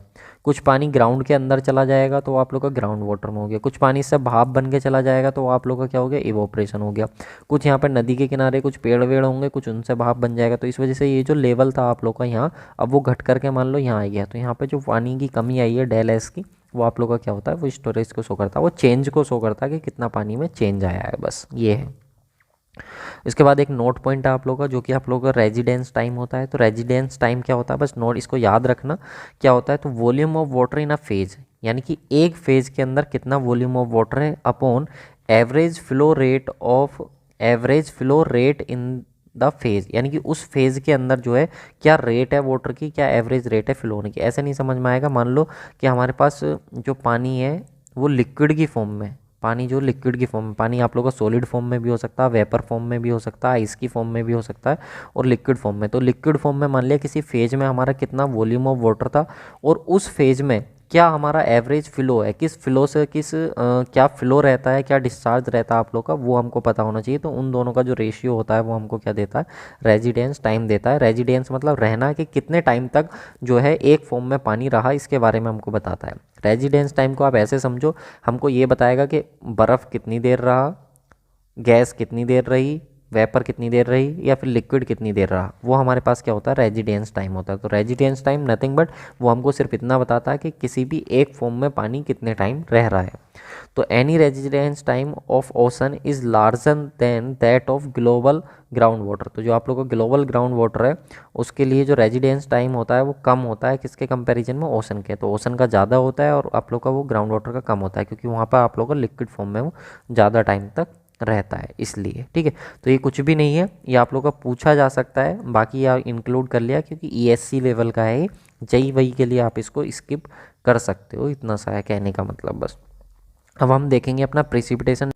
तो दोस्तों एक इम्पोर्टेंट अनाउंसमेंट है आप लोग के लिए। अगर आप सिविल इंजीनियरिंग के सभी सब्जेक्ट मेरे साथ जुड़ करके कंप्लीट करना चाहते हो तो हमारा कोर्स चल रहा है सिविल इंजीनियरिंग का one liner plus concept course. ये सब्जेक्ट्स कंप्लीट किए हुए हैं डिटेल एक्सप्लेनेशन के साथ। जो एग्जाम में पॉइंट्स पूछे जाते हैं वो मेनली मैंने आप लोग के लिए फोकस किए हैं। यहाँ पे बेसिक टू एडवांस डिस्कस किया है, प्रीवियस ईयर के क्वेश्चंस भी मैंने आप लोग के साथ डिस्कस किए हैं। और ये सभी एग्जाम के लिए आपका कोई भी ऑल इंडिया AJE एग्जाम हो उसमें आप इस कंटेंट को कंप्लीट करके बैठ सकते हो। डेफिनेटली आपको यहाँ पे सक्सेस मिलेगी। और आपको मालूम ही है कंटेंट ही है हमारी पहचान। बाकी मैंने लिंक डिस्क्रिप्शन बॉक्स में दे दिया अपने एप्लीकेशन का। VIP सिविल गुरु का कॉन्टैक्ट नंबर ये है, आप यहाँ पे कॉन्टैक्ट करके हमसे कोई भी इन्फॉर्मेशन लेना चाहें तो ले सकते हैं। कोर्स के रिगार्डिंग अगर कोई क्वेरीज हैं तो साथ में सिविल इंजीनियरिंग की बर्निंग प्रॉब्लम होती है कि हमें जो क्वेश्चंस हैं वो सब्जेक्ट वाइज तो मिल जाते हैं लेकिन चैप्टर वाइज क्वेश्चंस नहीं मिलते। तो उसी प्रॉब्लम को सॉर्ट आउट करते हुए सुदर्शन बैच हमने लॉन्च किया है जिसमें 25,000 हम प्रीवियस ईयर के क्वेश्चंस अपने डिस्कस कर रहे हैं जो कि अलग अलग एग्जामिनेशंस के हैं। और इसकी जो कोर्स की वैलिडिटी है वो 2.5 ईयर के लिए। और यहाँ पर ये जो कोर्स आपको मिल रहा है 2.5 ईयर के लिए, वो ₹1 पर डे में क्वेश्चन प्रैक्टिस करने को आपको यहाँ पे मिल रहा है। तो 2.5 साल के लिए कोर्स है, ₹1 पर डे में यहाँ पर आप लोगों को क्वेश्चन प्रैक्टिस करने को मिल रहा है। तो अभी इस कोर्स का प्राइस बहुत कम चल रहा है, ₹799 ओनली है। तो यहाँ पर ₹1 से भी कम में आप लोग को ये मिल जा रहा है। बाकी गुप्ता एंड गुप्ता बुक का अगर कंप्लीट वीडियो PDF सॉल्यूशन चाहिए तो वो भी आप लोग को एप्लीकेशन पे मिल जाएगा। लिंक डिस्क्रिप्शन बॉक्स में डाउनलोड कर लीजिए। कोई क्वेरीज हो कोर्स से रिलेटेड, कोई दिक्कत आ रही हो आपको ज्वाइन करने में तो यहाँ पर आप कॉन्टैक्ट कर सकते हैं। कोई भी सपना साकार करने के लिए सबसे जरूरी है सही कोच का होना। चुनिए VIP सिविल गुरु को और करें अपने all India JEE NDE exams का सपना साकार। Download the app now. आप लोगों से कि हम मेनली प्रेसिपिटेशन के बारे में बात करेंगे। तो प्रेसिपिटेशन आज हम देखेंगे किस फॉर्म में होता है, कितने टाइप्स का होता है, कैसे हम उसको मेज़र करेंगे, क्या हमारे पास उसका डेटा रहेगा, किस किस फॉर्म में हम उसके डेटा को कलेक्ट करने वाले हैं और कौन कौन सी कैलकुलेशन हमारे लिए इंपॉर्टेंट होने वाली। तो चलिए इसके बारे में हम लोग देख लेते हैं। इमेज मैंने आप लोग के माइंड में क्रिएट कर दी थी कि किस तरीके से हम चीज़ों को करने वाले हैं। तो सबसे पहले हम बात करते हैं प्रेसिपिटेशन की। तो प्रेसिपिटेशन का मैंने एक सिंपल सा आप लोगों को तरीका बता दिया था कि प्रेसिपिटेशन का मतलब क्या था कि जो हमारे पास ओशन था, इस ओशन से जो वेपर बन के हमारे पास जो क्लाउड्स बने थे, ये क्लाउड्स एक प्लेस से दूसरे प्लेस पे जाएंगे और इन क्लाउड्स को जो हमारे पास वाटर है इन क्लाउड्स के अंदर, वो हमारा अल्टीमेटली कहाँ पे आने वाला, ग्राउंड पे। तो ग्राउंड तक किस किस फॉर्म में पहुंच रहा है वो, तो वो जो डिफरेंट डिफरेंट फॉर्म होती हैं जिसकी हेल्प से वो हमारा ग्राउंड पे आता है उसको हम प्रेसिपिटेशन बोलते हैं। तो देखिए क्या लिखा हुआ है, all the forms of moisture that reach ground from the atmosphere. Atmosphere से ग्राउंड तक जिस जिस फॉर्म में हमारा वाटर आने वाला है उन सबको हम क्या बोलते हैं, प्रेसिपिटेशन बोलते हैं। अब ये जो प्रेसिपिटेशन होता है डिफरेंट डिफरेंट फॉर्म्स में होता है। वो कौन कौन सी फॉर्म्स होती हैं, तो एक तो होता है हमारे पास कि वो एटमॉस्फेयर से हमारे ग्राउंड तक आए तो वो रेन की फॉर्म में आ सकता है। अब जब वाटर हमारा एटमॉस्फेयर से ग्राउंड पे आ रहा है, तो एटमॉस्फेयर से ग्राउंड पे तो आ रहा है, बट जब वो आ रहा है तो कब हम उसको बोलेंगे कि वो रेन है, कब हम बोलेंगे कि उसको ड्रिजिल है, कब हम बोलेंगे कि वो स्नो है। तो अलग अलग फॉर्म में आ सकता है। तो पहली फॉर्म हमारी रेन हो सकती है अगर मान लो साइज ऑफ वाटर ड्रॉपलेट, यानी कि जो पानी नीचे आ रहा है, अगर वो जो बूंद की फॉर्म में आ रहा है, जो बूंद पानी के नीचे आ रही है उसका ड्रॉपलेट का साइज़ अगर 5 mm से ज़्यादा है तो हम उसको बोलेंगे कि वो हमारे पास रेन है। या फिर हम ये बोल सकते हैं कि वो जो हमारे पास पानी नीचे आ रहा है उसकी जो इंटेंसिटी है, उसकी जो रेट है आपकी रेन की, अगर वो 1 mm पर आवर से ज़्यादा है, जो रेनफॉल हो रहा है 1 घंटे में 1 mm से ज़्यादा हो रहा है, तो हम उसको बोल देंगे कि वो हमारे पास रेन हो रही है। वहीं पे बात करें कब हम ड्रिजल बोलेंगे, अगर मान लो जो पानी नीचे आ रहा हो उसका पानी का साइज़, उसकी बूंद का जो साइज़ है वो <5 mm है, <0.5 mm है, 0.5 mm से कम है तो हम उसको बोलेंगे कि ड्रिजल फॉर्म में प्रेसिपिटेशन हमारा हो रहा है। या फिर हम ये बोलेंगे कि अगर इंटेंसिटी हमारी <1 mm पर आवर है, यानी कि 1 घंटे में 1 mm से कम प्रेसिपिटेशन अगर हमारा हो रहा है वाटर का, तो हम उसको बोल देंगे कि वो हमारा किस फॉर्म में, ड्रिजल फॉर्म में। इसके बाद आएगा हमारा स्नो। स्नो कब बोलेंगे कि स्नो हमारा पड़ रहा है, यानी कि स्नो हो रहा है, स्नोफॉल हो रहा है। तो अगर हमारा स्नो या आइस का क्रिस्टल का साइज़ <1 mm है, अगर 1 mm से कम साइज़ है हमारे पास, तो हम उसको बोल देंगे जो आइस क्रिस्टल है, तो हम उस आइस क्रिस्टल को क्या बोल देंगे कि स्नो हो रहा है। क्लियर, यानी कि जो पानी नीचे आ रहा है अगर उसका साइज़ हमारा 1 mm से कम है, उस आइस क्यूब का जो बर्फ़ की फॉर्म में आ रहा है, तो हम उसको क्या बोल देंगे, यहाँ पे स्नो बोल देंगे। अगर हमारा उसी आइस का साइज़ 1 mm से लेकर के 5 mm तक है, उसी आइस का साइज़ जो नीचे आ रहा है, ग्राउंड पे आ रहा है हमारा, अगर उसका साइज़ हमारा 1 mm से 5 mm तक हो जाता है तो उसको हम बोलेंगे कि स्लीट है। क्या है हमारे पास? ये स्लीट, यानी कि स्लीट की फॉर्म में जो है वाटर हमारा वो नीचे आ रहा है।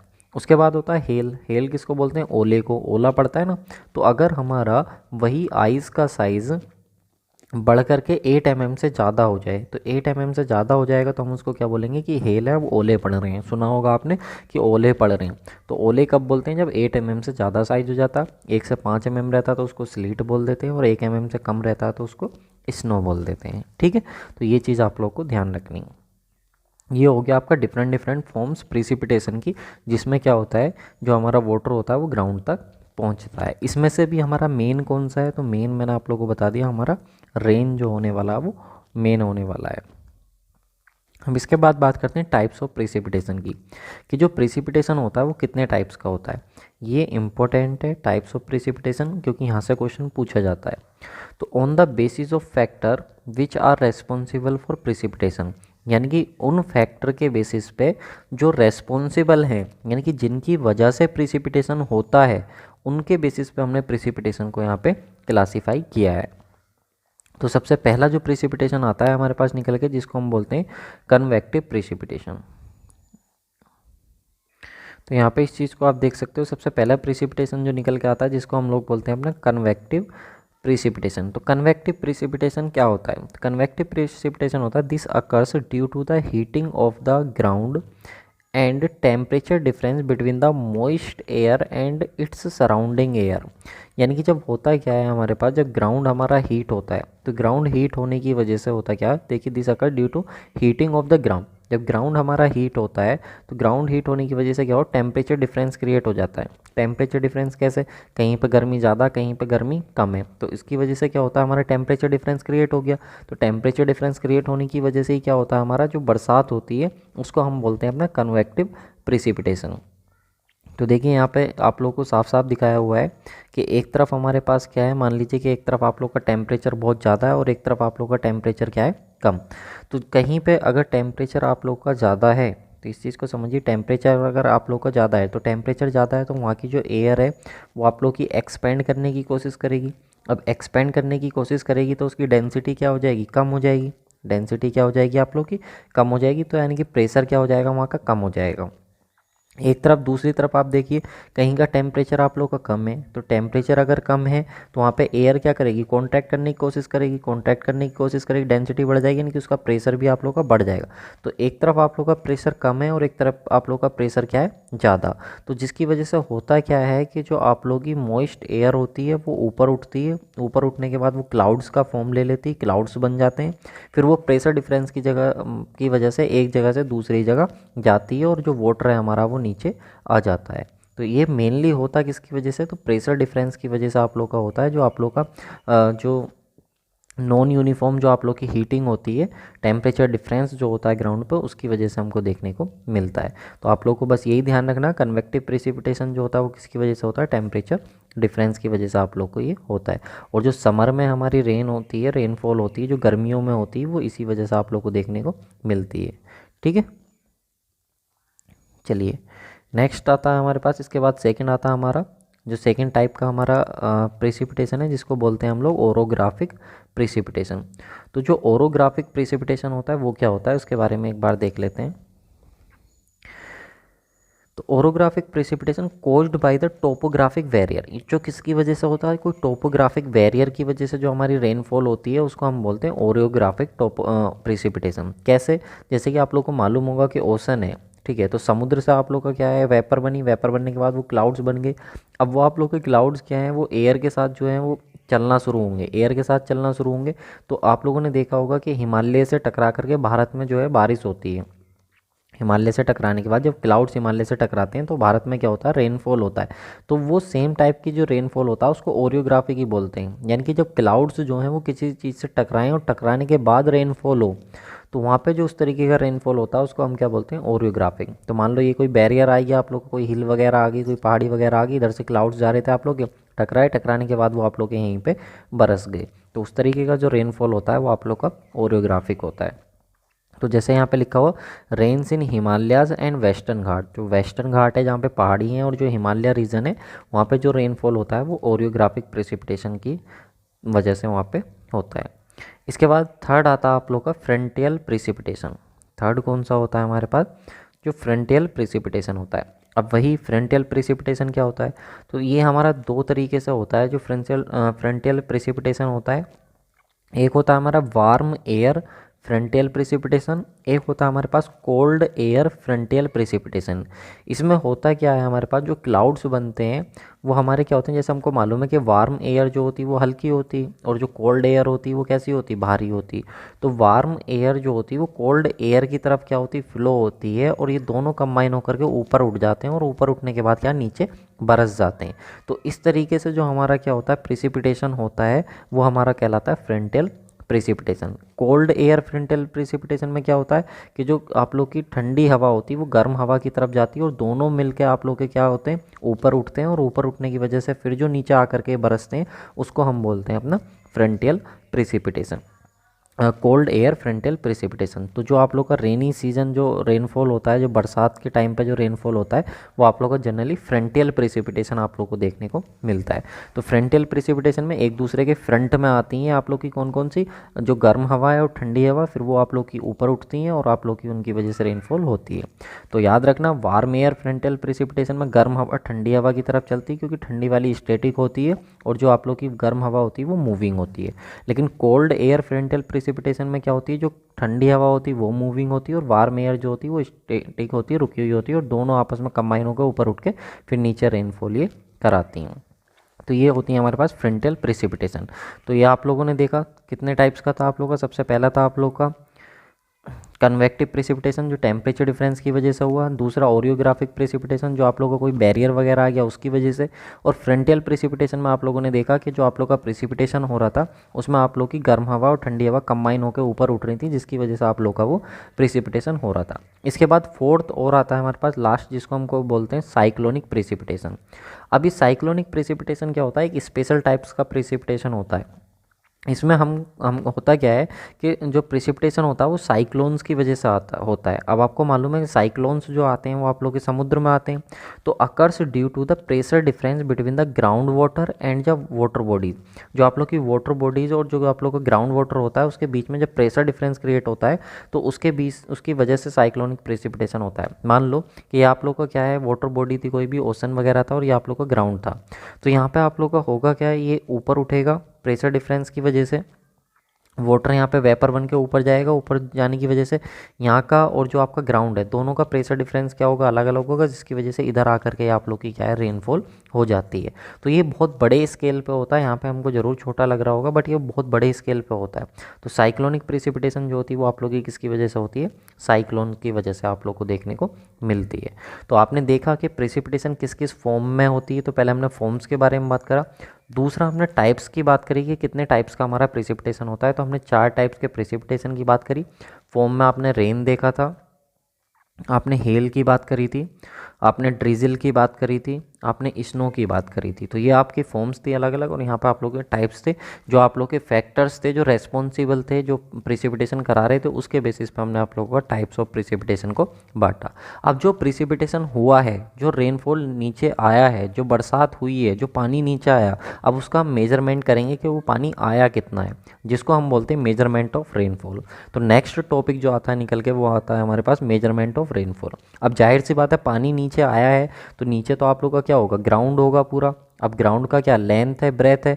अब इसके अंदर जब पानी आके भरेगा तो किसी हाइट तक ही तो पानी आके भरेगा, इस ग्राउंड के अंदर जब पानी आके भरेगा किसी हाइट तक भरेगा। तो हम बस ये नापते हैं कि जो पानी इस ग्राउंड के अंदर आया है वो कितनी हाइट तक भरा। तो या तो वो में देखते हैं या किस में देखते हैं, सेंटीमीटर में। तो जो हमारी रेनफॉल मेजर करी जाती है वो या सेंटीमीटर में मेजर करी जाती है। ये बिल्कुल वैसे ही है, अगर मान लो ग्राउंड ना मान के आप इसको घर की टब, जो अपनी टब होती है वो ले लो, ये टब है और इस टब के अंदर आपने देखा होगा इस टब का प्रॉपर एक एरिया है। जब इसके अंदर पानी कुछ आएगा, पानी मान लो रेनफॉल हुआ, तो हमको देखना है कि रेनफॉल जब होगा तो इसके अंदर पानी, टब के अंदर पानी भर जाएगा, तो वो पानी कितनी हाइट तक भरा है उस हाइट को नाप लो, उसी को हम बोल देते हैं अपना रेनफॉल। ये बिल्कुल वैसे ही है, मान लो एक गिलास था, बरसात हो रही थी, आपने इसके अंदर गिलास, बरसात में गिलास को रख दिया और इस गिलास में यहाँ तक पानी भर गया, तो इसका मतलब ये कि जितनी हाइट तक पानी भरा है उतना हम बोल देंगे कि रेनफॉल हुआ। और इस हाइट को हम किस में नापेंगे, या तो एमएम में नापेंगे या फिर हम किस में नापेंगे, इसको सेंटीमीटर में नापने वाले हैं। क्लियर है। तो ये हमारे पास होता है मेजरमेंट ऑफ रेनफॉल। तो मेजरमेंट ऑफ रेनफॉल में मैंने आप लोगों को बता दिया क्या मेजर करने वाले हैं हम लोग डेप्थ मेजर करने वाले हैं। किसकी डेप्थ को मेजर करने वाले हैं, जो हमारे रेनफॉल जो पानी नीचे आया है उसकी डेप्थ को हम लोग मेजर करने वाले हैं। क्लियर है। तो चलिए यहाँ पे हम लोग देखते हैं मेजरमेंट ऑफ रेनफॉल में। देखिए साफ साफ लिखा हो, vertical depth of water that would accumulated over a levelled ground. जो एक लेवल्ड ग्राउंड है उसमें कितना हमारा वर्टिकल डेप्थ तक, कितनी डेप्थ तक वाटर हमारा कलेक्ट हुआ है उसको हम मेजर कर लेते हैं। If precipitation is retained where it is fall, और वहाँ पे हमें प्रेसिपिटेशन को उसको रिटेन करके रखना होता है जहाँ पे वो फॉल हुआ है, और फिर हम उसकी डेप्थ को नाप लेते हैं। तो जो वर्टिकल डेप्थ हमको मिलती है उसी को हम लोग क्या बोल देते हैं, मेजरमेंट ऑफ रेनफॉल अपना बोल देते हैं। अब जो हमारा मेजरमेंट करा जाता है रेनफॉल का, वो हमारा किससे करा जाता है, तो यहाँ पे मेजरमेंट ऑफ रेनफॉल जो करा जाता है वो अलग अलग हमारे पास होता है। एक होता है हमारे पास ओम्ब्रोमीटर होता है, एक पल्वियोमीटर होता है, और एक हमारा हाइटोमीटर होता है। इन तीनों से हम अलग अलग टाइप का रेनफॉल अपना मेजर करते हैं। किसी से रेन को नापते हैं, किसी से ड्रिजल को, किसी से हेल को। ये सब मैं आप लोगों को लास्ट वीडियो में बता चुका हूँ, इन सब से हम क्या क्या नापते हैं। क्लियर है। अब हमारे पास आते हैं कुछ टाइप्स ऑफ रेन गेज। क्या आते हैं guys, types of rain gauge, जो हमको हेल्प करते हैं किसको, रेनफॉल को मेजर करने में। रेनफॉल जो हुआ है, जो पानी नीचे आया है उसकी डेप्थ को मेजर करने में हमको हेल्प करते हैं। तो वो होते हैं हमारे टाइप्स ऑफ रेन गेज। तो बात कर लेते हैं कितने टाइप्स के रेन गेज होते हैं। रेन गेज कुछ भी नहीं है। रेन गेज क्या है, जो रेनफॉल को मेजर करके देगा, या रेनफॉल की या रेन की जो वाटर है उसको डेप्थ को नाप के देगा हमें कि कितनी डेप्थ तक पानी आया है, वो हमारे पास हो जाता है रेन गेज। तो रेन गेज क्या है, रेन को मेजर करने वाली एक डिवाइस हो गई। कितने टाइप्स के रेन गेज होते हैं, तो रेन गेज हमारे पास सर 2 टाइप्स के होते हैं। एक होता है हमारे पास non recording type rain gauge, और दूसरे होते हैं रिकॉर्डिंग टाइप रेन गेज। यहाँ से एक क्वेश्चन बनता है एग्जाम में, सिर्फ इतना जज करने के लिए पूछ लेता है कि इनमें से कौन सा रिकॉर्डिंग टाइप रेन गेज है, और दूसरा पूछ लेता है इनमें से कौन सा non recording type rain gauge है। तो सबसे पहले हमारे पास non recording type rain gauge, दूसरे हैं रिकॉर्डिंग टाइप रेन गेज। तो अब हमने इन्हें 2 तरीके से क्लासीफाई कर दिया। सबसे पहला आता है हमारे पास non recording type rain gauge. तो non recording type rain gauge में आप लोगों का क्या होता है, 2 होते हैं। एक होता है आप लोगों का साइमन रेन गेज, और दूसरा होता है इंडियन स्टैंडर्ड रेन गेज। जो IMD है, इंडियन मेट्रोलॉजिकल डिपार्टमेंट जिसको यूज करता है आप लोग का, वो आप लोग का इंडियन स्टैंडर्ड होता है। और याद रखना इंडियन स्टैंडर्ड में ही S आ रहा है, तो S4 आप लोग याद रखेंगे साइमन रेन गेज। इतना आप लोग को याद रखना पड़ेगा, थोड़ा सा रफली आप लोग को आइडिया हो जाएगा। Indian Indian standard rain gauge और जो साइमन रेन गेज है वो आप लोग का नॉन रिकॉर्डिंग होता है। और एक्चुअली में इंडियन स्टैंडर्ड है क्या, जो साइमन रेन गेज है ना, इसी का ही अपग्रेड वर्जन है। इसी को ही आप लोगों ने, इंडिया वालों ने थोड़ा बहुत मॉडिफाई करके बना दिया है। बाकी साइमन वाला सेम ही होता है, थोड़ा बहुत इनके डायमेंशंस वगैरह में अंतर होता है बस। दूसरा आता है हमारे पास recording type rain gauge. Recording type में सबसे पहला आता है हमारे पास weighing bucket type rain gauge होता है। दूसरा हमारे पास tipping bucket type rain gauge होता है। तीसरा हमारे पास साइफन रेन गेज होता है, जिसको हम फ्लोट टाइप रेन गेज भी बोलते हैं। इंपॉर्टेंट है नाम इसका, फ्लोट टाइप रेन गेज भी बोलते हैं। और फोर्थ हमारे पास होता है रडार मेजरमेंट। कौन सा होता है, रडार। जो रडार होती इसकी हेल्प से भी हम लोग अपना रेनफॉल की डेप्थ को मेजर करते हैं। तो ये 4 मेथड तो हो गए हमारे पास कौन से, रिकॉर्डिंग टाइप, और 2 हो गए हमारे पास कौन से, नॉन रिकॉर्डिंग टाइप। क्लियर है। तो चलिए सबसे पहले हम बात करते हैं नॉन रिकॉर्डिंग टाइप की। तो सबसे पहले हमारे पास आ जाते हैं non recording type rain gauge. तो non recording type rain gauge में सबसे पहला आता है साइमन, और दूसरा आता है हमारे पास इंडियन स्टैंडर्ड। तो सबसे पहले हम देख लेते हैं साइमन रेन गेज को। कौन सा आएगा, Simon rain gauge. Simon rain gauge जो है हमारा, इसकी अगर हम बात करें तो ये हमारा यूनिवर्सल रेन गेज है। एक तो यूनिवर्सल रेन गेज मतलब ऑल ओवर द वर्ल्ड ही आप लोग को यूज करा जाता है आप लोग का रेन गेज। साथ में यहाँ पे डेप्थ ऑफ रेन जो होती है वो आप लोग की mm में या फिर सेंटीमीटर में हमको नाप के देता है। इसकी मैकेनिज्म को समझने से पहले आप इसकी देखो, कुछ इस तरीके का आप लोग का ये इंस्ट्रूमेंट होता है जो साइमन रेन गेज होता है।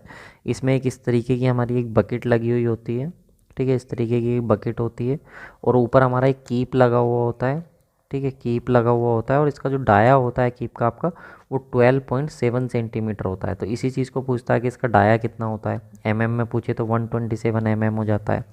ये पूछता है ऊपर एक कीप या फनल हमारा लगा हुआ होता है, तो जो भी रेनफॉल होता है ऊपर से तो रेनफॉल आएगा, आएगा, पानी इस कीप में आएगा, फनल में आएगा, और वो इस फनल और कलेक्टर की हेल्प से आप लोग का कहाँ पे चला जाएगा, सीधा इस बोतल के अंदर चला जाएगा, जो रिसीवर है हमारा उसके अंदर ये आप लोग का आ जाएगा। अब ये रिसीवर एक्चुअली में होता है क्या, मेटल का बना हुआ एक कंटेनर होता है। किसका बना हुआ होता है, मेटल का बना हुआ एक कंटेनर होता है। अब जब पानी इसके अंदर आएगा तो उसका कुछ ना कुछ वॉल्यूम होगा, उसका तो कुछ ना कुछ क्या होगा गाइस, वॉल्यूम होगा। तो हमारे पास जो इसके अंदर पानी आता है वो क्या होता है, वॉल्यूम। तो हम लोग वॉल्यूम को रख देते हैं ऊपर, वॉल्यूम ऑफ वाटर कलेक्ट, जो हमने वॉल्यूम ऑफ वाटर हमको मिला है वो हमने ऊपर रख दिया, कलेक्ट करा है जो हमने ऊपर रख दिया। और जो ये हमारे पास कलेक्टर था, जो हमारे पास कलेक्टर था, इसका अपना कुछ ना कुछ क्या होगा, एरिया होगा। इसका अपना कुछ ना कुछ क्या होगा, एरिया, जिससे पानी नीचे आ रहा था, होता हुआ पानी नीचे आ रहा था। तो अगर आपके पास वॉल्यूम है तो वॉल्यूम सपोज आपका मीटर क्यूब में है, और जो इसका एरिया वो किस में, मीटर स्क्वायर में। तो मीटर स्क्वायर से मीटर क्यूब कैंसिल हो गया तो क्या बचा, मीटर। और मीटर किसकी यूनिट होती है, डेप्थ की। तो यहाँ से फाइनली हमको क्या मिल जाती है, डेप्थ ऑफ वाटर मिल जाती है, कि कितना हमारे पास पानी जो है वो पड़ा है, कितना हमारा रेनफॉल जो है वो हुआ है। ठीक है। और मेनली इसको कहाँ पे यूज़ करते हैं, हम इंडिया में यूज़ करते हैं। मैंने बताया था इसका ही अपग्रेड वर्जन होता है जो हमारा आईएएस होता है, जो हमारा यूज़ करा जाता है। ठीक है। तो आई होप आप लोगों को क्लियर होगा। नीचे आप लोगों का एक इसका फाउंडेशन बनी हुई होती है कंक्रीट की, जिसके ऊपर ये रखा हुआ होता है। डायमेंशन इसकी 60 बाई 60 सेंटीमीटर आप लोग की होती है। ठीक है। तो ये आप लोग को एक आइडिया हो गया कि किस तरीके से साइमन रेन गेज जो है वो आप लोग का वर्क करता है रेनफॉल डेप्थ को मेजर करने में। दूसरा आता है आप लोग का इंडियन स्टैंडर्ड रेन गेज। ये बिल्कुल सिमिलर होता है किसकी तरह, साइमन रेन गेज की तरह। जैसा कि मैंने आप लोगों को बताया, साइमन रेन गेज और इंडियन स्टैंडर्ड बिल्कुल सेम होते हैं। तो Indian standard rain gauge to match Indian condition, लेकिन जो इंडियन स्टैंडर्ड रेन गेज होता है वो किससे मैच करता है, इंडियन कंडीशन के हिसाब से करता है। और जो आप लोग का साइमन वाला वो ऑल ओवर द यूनिवर्स आप लोग का फॉलो करा जाता है, यूनिवर्सल वो आप लोग का माना जाता है। Cross section area of collector, जैसा कि मैंने आप लोग को बोला था कि बस इसमें थोड़ी सी डायमेंशन वगैरह चेंज कर दी है, बाकी सब सेम है। तो जो कलेक्टर होता है ऊपर जिससे पानी नीचे आता है, फनल वगैरह वाला ऊपर वाला पोर्शन जो होता है, उसका एरिया रखा जाता है 100 से लेकर के 200 सेंटीमीटर स्क्वायर। और जो आप लोग का नीचे रिसीवर होता है जिसके अंदर आकर के वाटर कलेक्ट होता है, वो आपका 2 से लेकर के 10 लीटर तक का आप लोग का ये रखा जाता है। उसका वॉल्यूम जो होता है वो इतना होता है। अब ये जो वॉल्यूम है जितना भी है उसके अंदर पानी आएगा वो हमको पता चल जाएगा, क्योंकि नीचे हमारा रिसीवर ग्रेजुएटेड है तो हमको पता चल जाएगा कितना वॉल्यूम है। और हमको उसका एरिया पता है, एरिया से डिवाइड कर देंगे तो हमको डेप्थ पता चल जाएगी कि कितना हमारे पास क्या हुआ है, रेनफॉल हुआ है। ठीक है। तो ये हमारे पास होता है जो हमारे पास non recording type rain gauge होते हैं। तो non recording type rain gauge में बस इतना से ही अंतर होता है। रिकॉर्डिंग और नॉन रिकॉर्डिंग में यही अंतर है कि नॉन रिकॉर्डिंग वालों में क्या करना होता है, पहले हमें क्या कलेक्शन करना होता है, और कलेक्ट करने के बाद हमें उसको एनालाइज करना होता है, तब हमको जा करके डेप्थ मिलती है। लेकिन रिकॉर्डिंग टाइप वालों में क्या होता है, हैंड टू हैंड हमको डेप्थ पता चल जाती है। तो ये थोड़ा सा इनमें एक डिफरेंस होता है रिकॉर्डिंग एंड नॉन रिकॉर्डिंग वालों में। तो अब आता है हमारे पास रिकॉर्डिंग टाइप रेन गेज। अब कौन से आते हैं guys, recording type rain gauge. ये कितने थे हमारे पास, 4। तो सबसे पहला आता है हमारे पास weighing bucket type rain gauge. कौन सा आता है, weighing bucket type rain gauge. तो weighing bucket type rain gauge की हम लोग जो है वो बात कर लेते हैं। तो weighing bucket type rain gauge में आप लोग नाम से क्लियर हो रहा है कि आप लोग का वेगिंग बकेट है तो आप लोग का कुछ किस तरीके का होता है, यहाँ पे आप देख सकते हो उसको। तो जो waking bucket type rain gauge होता है वो कुछ इस तरीके का होता है, आप लोग इमेज में देख सकते हो। ये हमारा डायरेक्ट हमको जैसे जैसे रेनफॉल होता जाता है वैसे वैसे रीडिंग अपनी देता जाता है। तो इसमें होता है कि एक बैलेंस लगी हुई होता है, बैलेंस मतलब तराजू लगी हुई होती है, स्प्रिंग बैलेंस लगा हुआ होता है। यहाँ पे आप देख सकते हो स्प्रिंग बैलेंस। अब स्प्रिंग बैलेंस में क्या होता है, एक हमारा बकेट टाइप रखा होता है, वेगिंग बकेट। वेगिंग मतलब आप समझ ही सकते हो जो वजन नापता है, बकेट उसके ऊपर लगा हुआ होता है, और ऊपर हमारा रिसीवर लगा हुआ होता है, फनल, जिसमें हमारा रेनफॉल आता है, वाटर हमारा आता है। अब वो वाटर इस फनल से होता हुआ कहाँ पे जाएगा, इस बकेट के अंदर जाकर के इकट्ठा हो जाएगा। और जो बैलेंस है वो क्या करेगी, इस बैलेंस को वो देखती रहेगी कि कितना आप लोग का वाटर इसमें कलेक्ट हो रहा है। और यहाँ पे हमारे पास एक पेन लगा हुआ होता है, ये आप देख सकते हो पेन लगा हुआ होता है। और ये जो पेन होता है आप लोग का, जो यहाँ पे पेन लगा हुआ होता है, ये पेन डायरेक्टली आप लोग का यहाँ पे एक ग्राफ लगा हुआ होता है। इस ग्राफ पे अपनी मैकेनिज्म को जैसे जैसे रेनफॉल बढ़ता जाता है इस पर नोट करता जाता है, और हमको यहाँ पे जो है अपनी डेप्थ जो है वो पता लगती जाती है। लेकिन इसमें क्या होता है, एक प्रॉब्लम होती है। एक प्रॉब्लम ये होती है कि मान लो इसकी बकेट भर गई, इतना रेनफॉल हो गया, बकेट भर गई, तो आपको क्या करना पड़ेगा, पहले इस बकेट को खाली करना पड़ेगा, फिर यहाँ पे दूसरी बकेट को ला के रखना पड़ेगा। तो ये थोड़ी सी इसमें क्या होती है, प्रॉब्लम होती है। तो यहाँ पे देख सकते हो use to measure both rainfall and snowfall. ये आप लोग की एक खास बात ये भी होती है कि आपका रेनफॉल के साथ साथ ये स्नोफॉल को भी क्या कर सकता है, weighing bucket type rain gauge जो है वो मेजर कर सकता है। लेकिन प्रॉब्लम क्या है, प्रॉब्लम ये कि when bucket is completely filled, जब बकेट एक बार कम्प्लीटली फिल्ड हो जाती then remove the water from the bucket, तब हमको इस वाटर को क्या करना पड़ता है, यहाँ से इसमें से रिमूव करना पड़ता है। तो ये इसमें एक प्रॉब्लम भी आप लोग की होती है। तो ये आप लोग का क्या करता है, डायरेक्ट आप लोग का मैकेनिज्म है, डायरेक्टली आप लोग का, इसलिए इसको रिकॉर्डिंग टाइप रेन गेज आप लोग का बोला जाता है। क्लियर। दूसरा होता है आप लोग का जिसको हम बोलते हैं tipping bucket type rain gauge. Tipping bucket type rain gauge क्या होता है, to measure rainfall at remote and inaccessible location, यानी कि जहाँ पे हम लोग क्या है कि जो रिमोट एरिया होते हैं, जहाँ पर हम लोग जल्दी से आसानी से नहीं पहुँच सकते, जो इनएक्सेसिबल लोकेशन होती हैं, तो वहाँ पे हम लोग क्या है, tipping bucket type rain gauge अपना यूज़ करते हैं। Tips for every 0.25 mm rainfall collection. इसकी खास बात ये होती है कि बहुत कम जो आप लोग की डेप्थ होती है रेनफॉल की, उस तक को ये मेजर कर लेती है। 0.25 mm तक की जो रेनफॉल होती है उसको ये आप लोग का जो है मेजर कर लेता है। तो टिपिंग बकेट टाइप से एक ही क्वेश्चन पूछा गया था, वो था कि इसको हम कहाँ पे यूज़ करते हैं, तो रिमोट और इनएक्सेसिबल एरिया जो होता है वहाँ पे हम अपना इसको यूज़ कर लेते हैं। थर्ड आता है हमारे पास साइफन रेन गेज। थर्ड कौन सा है गाइज हमारे पास, साइफन रेन गेज। तो साइफन रेन गेज क्या होता है, कुछ इस तरीके का आप लोग का रेन गेज होता है। इसी को हम लोग अपना फ्लोटिंग टाइप रेन गेज भी बोलते हैं। इसी को क्या बोलते हैं गाइज हम लोग अपना, साइफन रेन गेज, या इसी को हम लोग बोलते हैं फ्लोटिंग टाइप रेन गेज। इस चीज़ को आप लोग ध्यान रखेंगे। तो इसमें होता क्या आप लोग का, इसमें कुछ इस तरीके का एक मैकेनिज्म आप लोग का सिस्टम बना हुआ होता है। यहाँ पर आप लोग का फनल लगा हुआ होता है जिससे आप लोग का रेनफॉल आएगा, इसमें रेनफॉल आप लोग का आएगा। फिर रेनफॉल आने के बाद वाटर आप लोग का यहाँ पे इसमें आकर के कलेक्ट हो जाएगा। ये आप लोग का पूरा कंटेनर है, इसमें आकर के कलेक्ट हो जाएगा, और ये अपना पूरा सिस्टम जो है वाटर के ऊपर क्या करेगा, फ्लोट करेगा। वाटर के ऊपर क्या करेगा, फ्लोट। तो जैसे ही वाटर के ऊपर फ्लोट करेगा, तो फ्लोट करने के बाद क्या होता है, जैसे हमारा वाटर मान लो आ रहा है कंटिन्यूसली, तो ये आप लोग का यहाँ पे पूरा सिस्टम बना हुआ होता है, पेंसिल आर्म होती है, तो वो ग्राफ पे नोट करती जाती है कि कितना डेप्थ हमारी नोट हो रही है। और ख़ास बात ये होती है कि मान लो पानी इसमें ज़्यादा आ गया, तो पानी ज़्यादा आने की वजह से इधर से हमारा साइफन लगा हुआ होता है जो एक्स्ट्रा वाटर को क्या कर देता है, यहाँ से बाहर निकाल देता है। जो हमारी दिक्कत थी वेगिंग बकेट टाइप में कि बाल्टी हमारी भर गई, बकेट हमारी भर गई, तो जाके उसको खाली करो, फिर दोबारा से वो रीडिंग देगा। तो उस प्रॉब्लम को यहाँ पे साइफन रेन गेज में क्या था, उसको सॉर्ट आउट कर दिया गया था। बाकी पूरी प्रोसेस क्या थी, सेम थी। ठीक है। तो ये आप लोगों को अंडर नॉर्मल कंडीशन आप लोग का यूज़ कराया था, preferred to over other rain gauge. जो आप लोग के अदर रेन गेज है उसके कंपैरिजन में ज़्यादा प्रीफर करा जाता है, और जो इंडियन स्टैंडर्ड वगैरह उससे आप लोग का काफ़ी स्पेसिफाइड और काफ़ी स्पेशल आप लोग का टाइप का ही रेन गेज है, क्योंकि इसमें आप लोग को कुछ नहीं करना है, एक बार इंस्टॉल कर दो, एक्स्ट्रा वाटर भी अगर जा रहा है जो आप लोग का, तो वो बाहर निकलता चला जाएगा। ठीक है, ये आप लोग का है, भर गया टैंक तो पानी आप लोग का एक्स्ट्रा वाला बाहर निकल जाएगा। फोर्थ एंड लास्ट आता है आप लोग का रडार मेजरमेंट। रडार क्या होता है आप लोग का, radio detection and ranging device आप लोग की होती है। ये भी आप लोग का सिस्टम हेल्प करता है रेनफॉल डेप्थ को मेजर करने में। तो ये आप लोग का measure rainfall over an area where other rain gauge measure rainfall at a point. जहाँ पर आप लोग के अदर रेन गेज जो हैं वो आप लोग के measure rainfall over an area, ये एक एरिया की, पूरे एक एरिया की रेनफॉल बता सकता है कितनी होगी। जबकि जो अदर रेन गेज थे हमारे वो क्या बता रहे थे, सिर्फ एक पॉइंट की। मान लो कि ये आप लोग का ए पॉइंट है, बी पॉइंट है, सी पॉइंट है, डी पॉइंट है।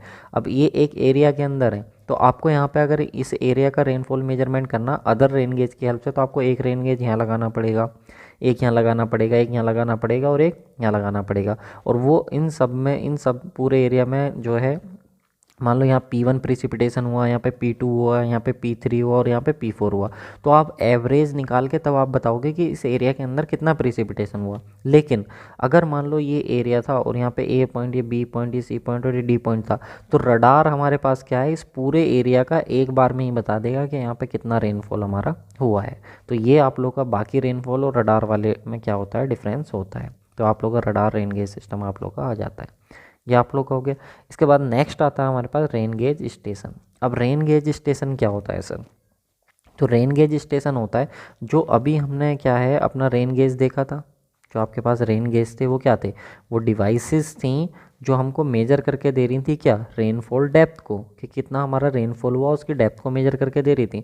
लेकिन अगर मान लो ये हमारे पास एक एरिया है, इस एरिया में ABCD 4 लोकेशन हमने हैं जहाँ पर हमने अपना जो रेन गेज है वो लगाया हुआ है। तो रेन गेज जहाँ पे लगाया हुआ उसी को बोलते हैं हम रेन गेज स्टेशन। तो the place where rain gauge installed, जहाँ पर हमारा रेन गेज क्या करा जाता है, इंस्टॉल्ड करा जाता है, एंड रेनफॉल मेजर, या फिर हम ये कहें जहाँ पर हमारी रेनफॉल को मेजर करा जाता है, is carried out is called rain gauge station. उस पॉइंट को हम लोग क्या बोल देते हैं अपना, रेन गेज स्टेशन बोल देते हैं। तो आई होप आप लोगों को क्लियर हुआ होगा कि रेन गेज स्टेशन आप लोग का क्या होता है।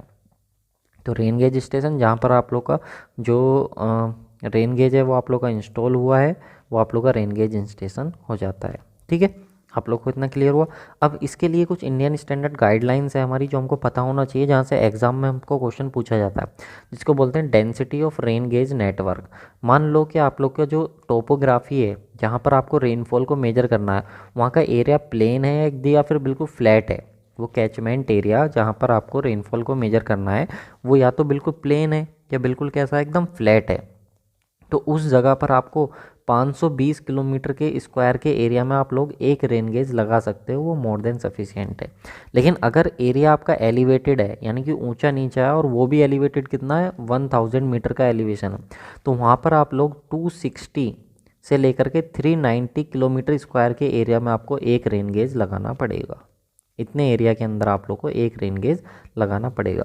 और वहीं पर माउंटेनियस या हिली रीजन है, पहाड़ी या फिर जहाँ पे हिली रीजन है, तो वहाँ पर आप लोग को 130 किलोमीटर स्क्वायर के एरिया में एक रेन गेज इंस्टॉल करना ही पड़ेगा। ये आप लोग की गाइडलाइंस है। इसको आप ऐसे भी समझ सकते हो कि प्लेन और फ्लैट कैचमेंट एरिया तो 500 किलोमीटर स्क्वायर में आपको एक रेन गेज लगाना पड़ेगा। और अगर एरिया एलिवेटेड है, जहाँ पर आप लोग की ऊंचाई है, फिर एकदम गहरा है, तो वहाँ पर आप लोग को क्या है, 500 किलोमीटर स्क्वायर के एरिया में 2 रेन गेज लगाने पड़ेंगे। और कहीं पर पहाड़ी रीजन है, तो पहाड़ी रीजन में आपको 500 किलोमीटर के स्क्वायर के एरिया में ही 3 रेन गेज आपको लगाने पड़ेंगे। इसको आप ऐसे भी समझ सकते हो। ठीक है, तो ये क्वेश्चन आप लोग का पूछा जाता है एग्जाम में, तो ये वेरी वेरी इंपॉर्टेंट वाला पॉइंट है, आप लोग को बाई हार्ट जो है वो याद होना चाहिए।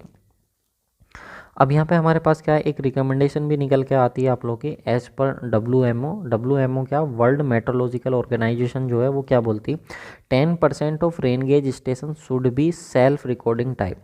यानी कि जो आप लोगों ने रेन गेज लगाए हैं कहीं पे भी, उसके 10% जो होने चाहिए वो self recording type rain gauge जरूर होने चाहिए, तभी आप लोग का जो रिजल्ट निकल के आएगा वो एक्यूरेट रिजल्ट निकल के आएगा। ये आप लोग की डब्ल्यू की रिकमेंडेशन है, तो इसको आप याद रख सकते हो।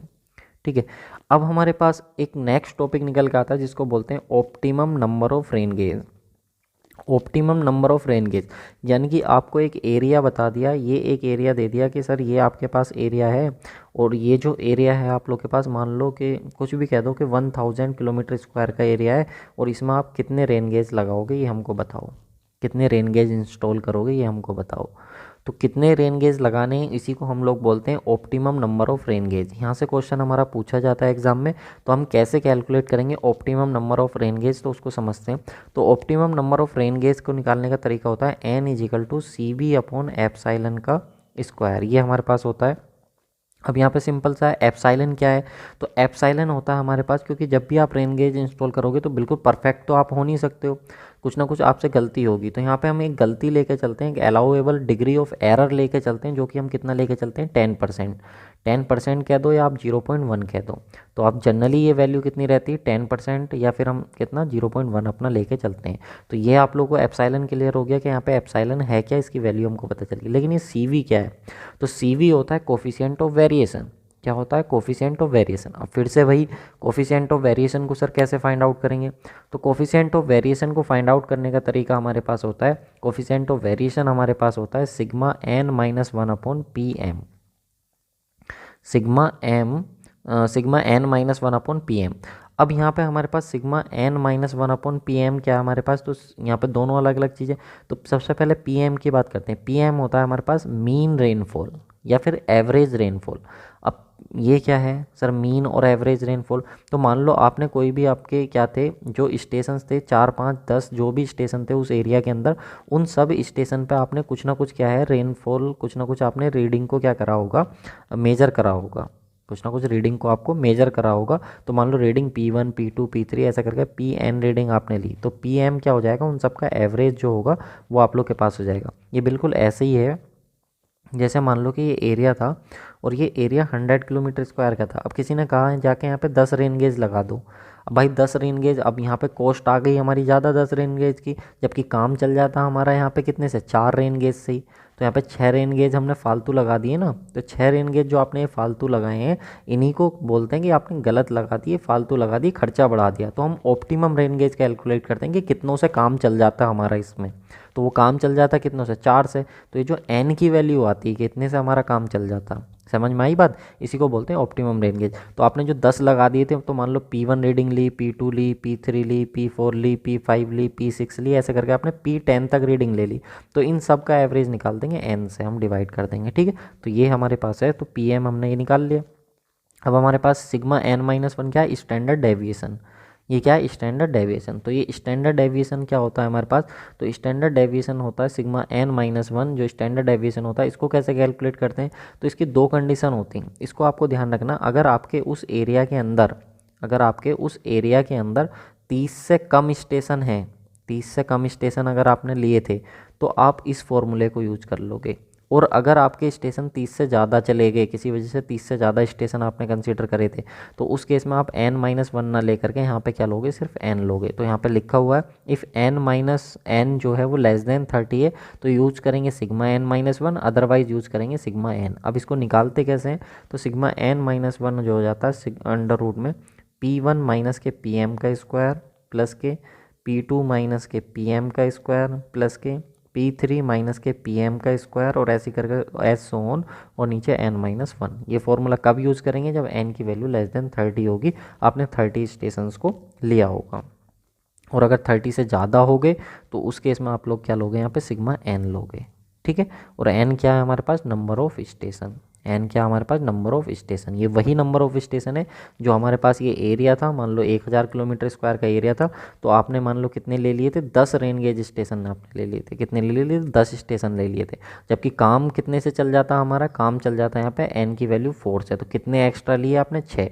तो हमको ये एक्स्ट्रा वाले नहीं चाहिए, हमको काम जितने से चल जाए उतने लेने हैं, जिसको हम बोलते हैं कैपिटल N। और यही n होता है हमारे पास optimum number of rain gauge. तो यही n हमारे पास क्या होता है, optimum number of rain gauge होता है, जिसको हम कैपिटल N बोलते हैं।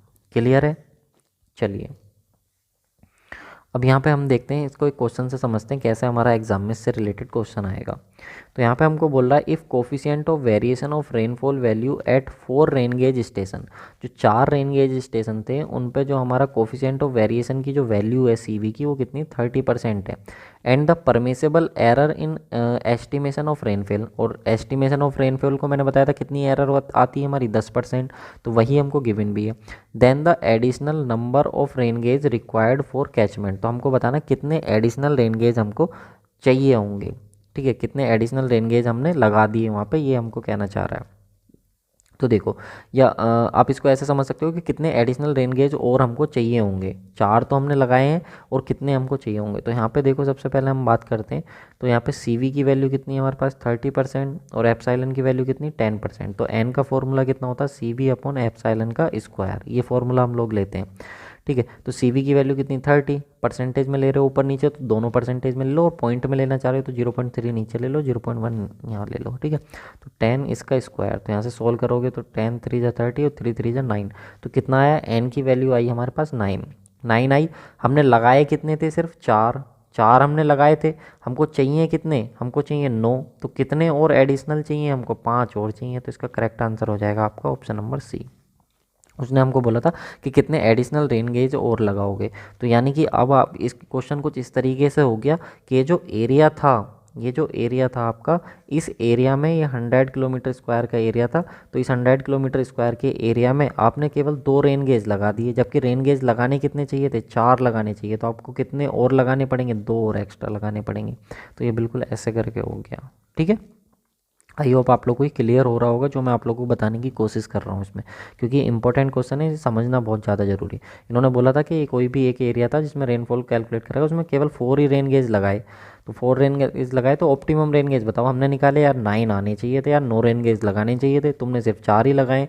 तो कितने कम लगाए, तुमने 5 लगाए, यानी कि तुमको 5 और लगाने चाहिए थे यहाँ पे, तब आप लोग का अच्छा रिजल्ट आता, निकल गए, ठीक है। ये एक और क्वेश्चन है, देखो नेक्स्ट क्वेश्चन, इसको और समझते हैं। Average annual rainfall in centimeter, centimeter में गिवन है at 4 existing rain gauge station, 4 station है, 4 स्टेशन पे सेंटीमीटर में रेनफॉल गिवन है 105, 79, 70 है और 66 है। The average depth of rainfall over the basin to be estimated within 10% error, और जो एरर है हमारे पास वो कितना 10% है। Then additional number of rain gauge, हमको बताना कितने रेन गेज और चाहिए थे हमको, हमने लगाए कितने 4, और चारों पे हमको रीडिंग मालूम है, तो हमको ये बताना कितने और चाहिए थे। तो सबसे पहले हमको ये पता होना चाहिए कि हम optimum number of rain gauge निकालते हैं सी बी अपॉन एप्सिलॉन के स्क्वायर से। अब हमें एप्सिलॉन तो मालूम है सर 10%, हमको सी वी नहीं मालूम, तो सी वी कैसे निकालते हैं, sigma n minus one upon P M. अब हमें पी एम नहीं मालूम, तो पी एम कैसे निकालते हैं, जो भी डेटा दिया हुआ उसका सबका एवरेज निकाल दो। तो पी एम हमने निकाला, 4 रीडिंग थी, चारों को ऐड करके 4 से डिवाइड कर दिया, तो पी एम की वैल्यू आ गई 80। अब पी एम की वैल्यू आ गई तो किसकी नहीं मालूम, सिग्मा एन माइनस वन की।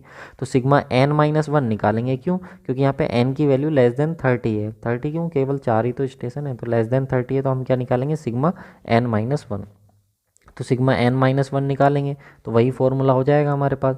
जो रीडिंग है आप लोग की, पहली रीडिंग कितनी है 105 में से किसको माइनस कर देंगे 80 को स्क्वायर, प्लस के दूसरा क्या 79 माइनस के 80 का स्क्वायर, फिर क्या है 70 माइनस के 80 का स्क्वायर, फिर कितना कर देंगे प्लस के 66 माइनस के 80 का स्क्वायर, और सबको डिवाइड कर देंगे कितना n माइनस वन। तो n माइनस वन कितना 4 माइनस वन, और इसका क्या लगा देंगे स्क्वायर रूट। तो यहाँ से क्या आ जाएगा सिग्मा n माइनस वन, जो फॉर्मूला मैंने बताया था। सबको सोल्व करेंगे तो सिग्मा n माइनस वन की वैल्यू हो जाएगी 17.53। तो ये कितना आया, अभी तो सिग्मा n माइनस वन आया, हमको तो सी वी निकालना था, कितना होता sigma n minus one upon P M. तो सिग्मा n माइनस वन कितना है 17.53, और पी एम कितना आया, पी एम अभी हमने निकाला था 80। तो इसको सोल्व करेंगे, अगर आप इसको परसेंटेज में निकालना चाह रहे हो तो आप लोग इसको 100 से मल्टीप्लाई कर दो, तो 100 से मल्टीप्लाई करके ये आएगी हमारा परसेंटेज में कितना 21.9। तो ये हमारा आया है परसेंटेज में, किस में आया है परसेंटेज में आया है, ठीक है। अब हम अपना फॉर्मूला लगा देंगे optimum number of rain gauge का, जो कि कितना होता है हमारे पास सी वी अपॉन एप्सिलॉन का स्क्वायर। तो सी वी की वैल्यू 21.9 परसेंटेज में और एप्सिलॉन की वैल्यू परसेंटेज में, तो इसका स्क्वायर करा तो कितना है 4.8, सोल्व करा तो यानी कि लगभग 5। तो हमने लगाए कितने थे 4, लगने कितने चाहिए थे 5, तो हमने हमारे एडिशनल रेन गेज कितने की और ज़रूरत है हमको, 1 की और ज़रूरत है, तो 5 माइनस के 4 इजिकल टू 1। यानी कि लगाए हमने 4 थे, लगने 5 चाहिए थे, तो 1 की कमी है ना, तो 1 और देना पड़ेगा, एडिशनल रेन गेज हमें 1 और लगाना पड़ेगा, ठीक है। तो ये हमारे पास हो गया। तो आई होप आप लोगों को क्लियर हुआ होगा क्वेश्चन से, दोनों क्वेश्चन मैंने आप लोगों को लिए, ऐसे ही क्वेश्चंस आप लोगों को एग्जाम में देखने को मिलेंगे। तो दोस्तों वीडियो में आगे बढ़ने से पहले मैं आप लोग को बता दूं, देखिए हमारे 2 बैच चल रहे हैं। एक तो हमारा चल रहा है यहाँ पे आप लोग देख सकते हो सुदर्शन बैच, जिसमें हम 25,000 MCQ डिस्कस कर रहे हैं, और ये सब आप लोग के लिए सब्जेक्ट वाइज ही नहीं बल्कि चैप्टर वाइज MCQ हम लेके आ रहे हैं आप लोग के लिए। और ये बैच हमारा चल रहा है, एग्ज़ाम कोई भी हो क्वेश्चन हमारा होगा। दूसरा है हमारा मोस्ट जो वैल्यूएबल बैच है, सबसे ज़्यादा पसंद किया जाने वाला बैच है civil engineering 1 liner plus concept course, जिसमें मैं आप लोगों को जैसे अभी हाइड्रोलॉजी डिस्कस कर रहा हूँ वैसे ही सारे सब्जेक्ट डिस्कस किए हुए हैं। और ये आप लोग का बैच ऑलमोस्ट जो है आप लोग का कंप्लीट हो चुका है। तो आपको एप्लीकेशन डाउनलोड करना VIP सिविल गुरु का, वहाँ पर ये सब आप लोग को जो अवेलेबल हो जाएगा बहुत ही नॉमिनल कॉस्ट में। एक बुक का जो प्राइस होता है ना, उससे भी कम कॉस्ट में आप लोग को ये बैच देखने को मिल जाएंगे। डिटेल एक्सप्लेनेशन के साथ PDF बेसिक टू एडवांस आप लोग को यहाँ पे देखने को मिलेगा। साथ में इसमें आप लोगों को प्रीवियस ईयर के क्वेश्चंस भी कुछ देखने को मिल जाएंगे। तो आपका कोई भी स्टेट AE का एग्जाम हो, आप एक बार इस बैच को लगा लो, क्वेश्चन प्रैक्टिस आप इस बैच से कर लो, फिर आप लोगों को कुछ और करने की ज़रूरत नहीं है सिविल इंजीनियरिंग में, ठीक है। तो चलिए वापस आ जाते हैं अपना वहीं पर जहाँ पे थे हम, उसी को आगे कंटिन्यू करते हैं। बाकी अगर आप लोगों को कोई डाउट या किसी तरह की क्वेरीज़ हैं तो आप 8077283538 पर आप लोग जो है वो क्वेरीज़ को अपना पूछ सकते हो। तो यहाँ पर आप लोग को सॉल्व आउट हो जाएगा, या फिर 8864931787 पे भी आप लोग मुझे व्हाट्सएप पे कॉल करके आप लोग पूछ सकते हो। तो आप लोग को यहाँ पे प्रॉब्लम का कोई भी क्वेरीज़ का सॉल्यूशन आप लोग को देखने को मिल जाएगा, ठीक है। तो चलिए अब बात करते हैं, एक और नेक्स्ट हमारा टॉपिक आता है जिसको हम लोग बोलते हैं अपना, हम प्रेसिपिटेशन तो अपना देख ही रहे हैं, जिसमें हमने फॉर्म्स देख लिया, उसका टाइप्स देख लिया, उसका मेजरमेंट हमने देख लिया, रेन गेज अपने देख लिए, किस तरीके से optimum number of rain gauge निकालते हैं वो भी हमने अपना देख लिया। अब यहाँ पे 2 टर्मिनोलॉजी आती हैं, एक होता है नॉर्मल प्रेसिपिटेशन और एक होता है एवरेज एनुअल प्रेसिपिटेशन। तो नॉर्मल प्रेसिपिटेशन का मतलब क्या है, नॉर्मल प्रेसिपिटेशन का मतलब है एवरेज वैल्यू। सबसे पहले तो इसको आप देख लो, इसको क्लियर कर दो। Average value of rainfall 30 years data of a particular date और मंथ, यानी कि पिछले 30 सालों की या तो कोई डेट उठा लो या कोई एक मंथ उठा लो, उसका जो भी आप लोग का एवरेज आएगा उस रेनफॉल का, उस दिन का, उस डेट का या उस मंथ का, वो आप लोग की उसकी जो एवरेज वैल्यू होगी उसको बोलेंगे नॉर्मल प्रेसिपिटेशन। ऐसे नहीं समझ आया? अगर मान लो हम बात करें, कोई एक मंथ ले लेते हैं, कोई एक मंथ ले लो, सपोज आपने ले लिया जनवरी।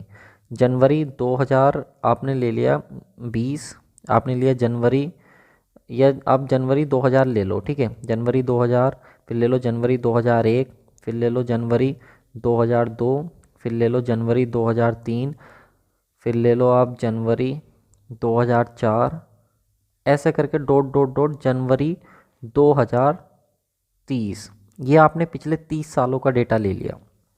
तो जो भी आप लोग का जनवरी 2029 आएगा, तो जो भी आपने पिछले 30 साल आपने जनवरी का मंथ लिया, और इस जनवरी मंथ का जो आपने 30 सालों का जो आप लोग की रेनफॉल हुई है ना जनवरी मंथ में पिछले 30 सालों में, उसका आप एवरेज निकाल लो।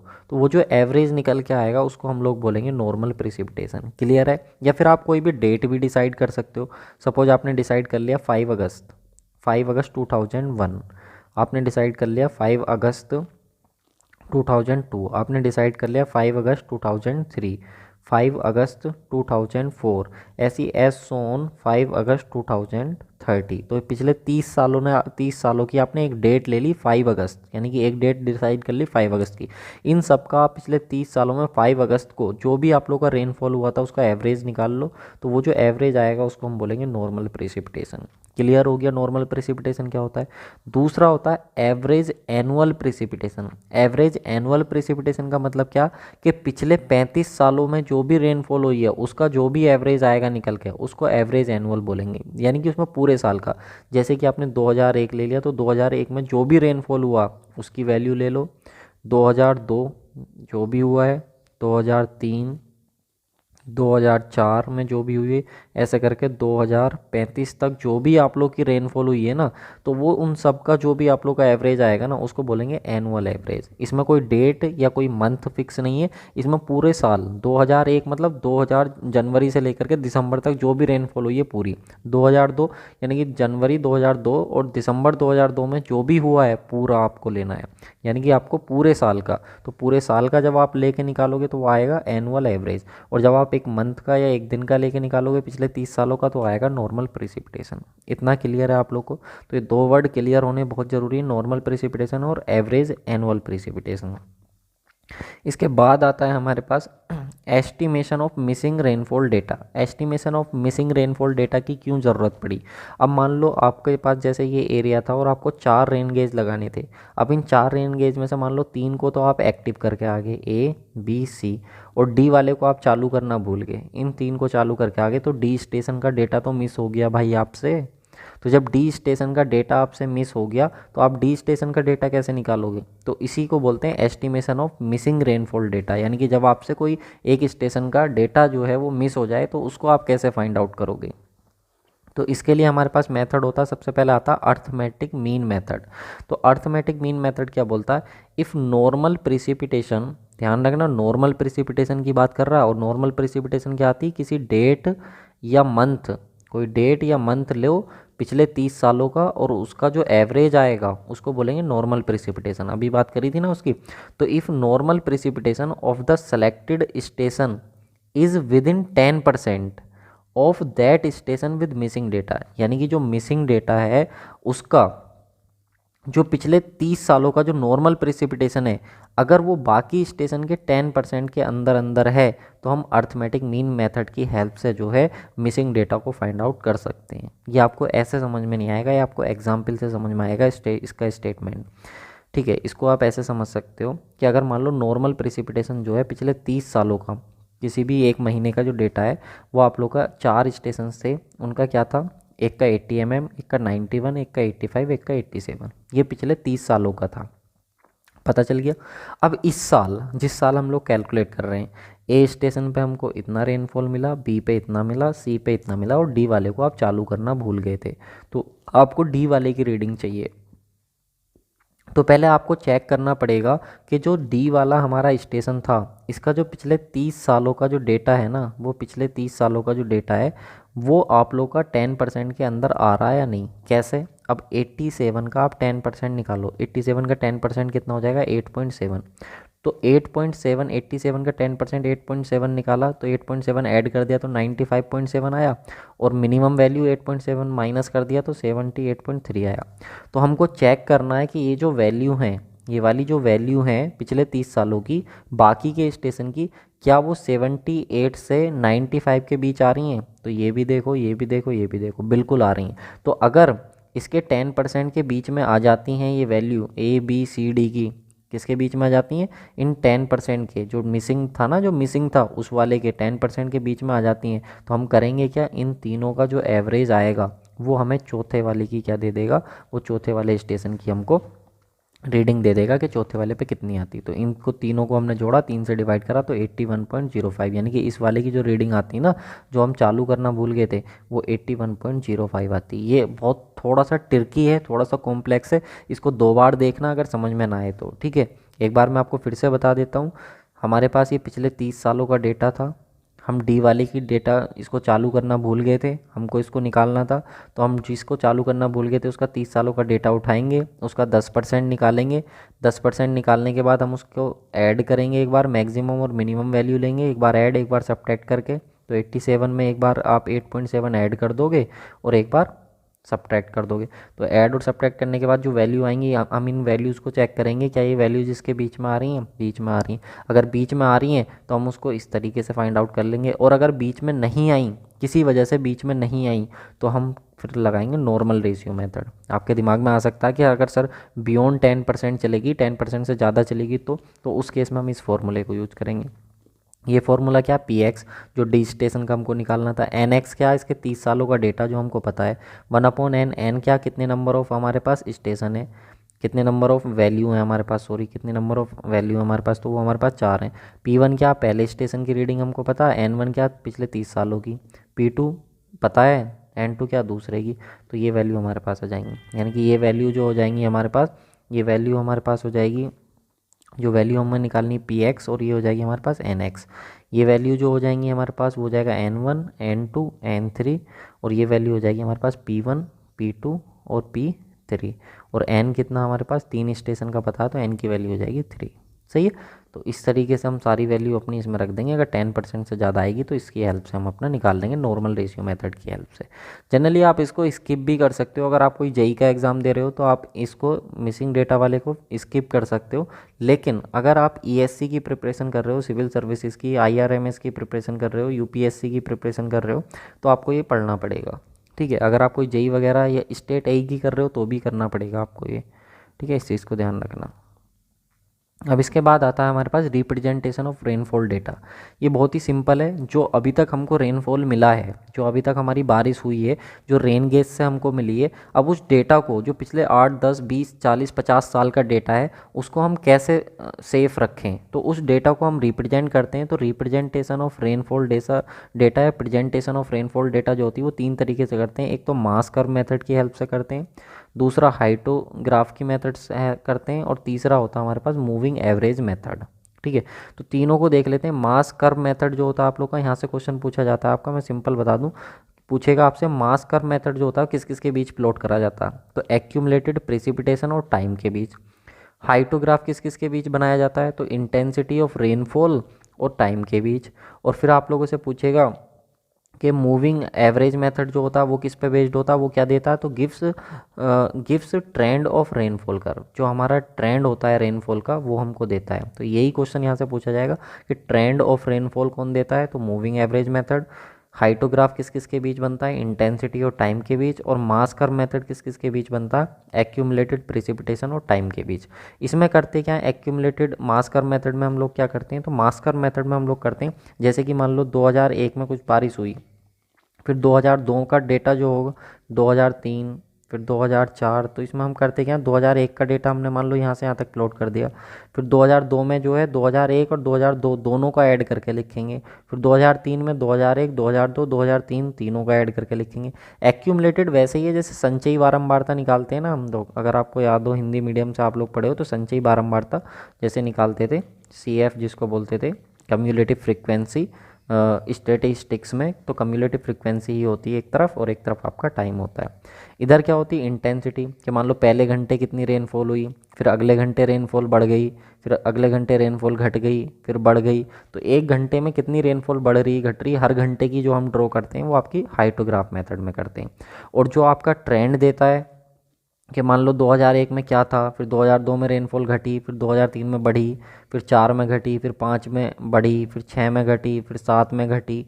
तो जो रेनफॉल है वो आप लोग की किस तरीके से आप लोग की पर ईयर जो है वो जा रही है, वो आप लोगों को कौन बताता है, वो आप लोग को मूविंग एवरेज मेथड देता है, जो आप लोग को ट्रेंड देता है पूरा कि किस तरीके से रेनफॉल जो है पिछले सालों में चलती आ रही है, उसका जो एनालिसिस देता है, वो ट्रेंड जो देता है वो आप लोग को मूविंग एवरेज मेथड देता है। ठीक है, तो मैंने आप लोग को हाइटोग्राफ भी बता दिया क्या होता है, और मास कर्व मेथड भी आप लोग को मैंने बता दिया। ठीक है, किस किस के बीच बनता है यही इंपॉर्टेंट है। तो आप लोग की इंटेंसिटी ऑफ रेनफॉल और टाइम इंटरवल के बीच बनता है हाइटोग्राफ, और जो एक्यूमुलेटेड प्रिसिपिटेशन होता है और टाइम होता है उसके बीच बनता है आप लोग का मास कर्व।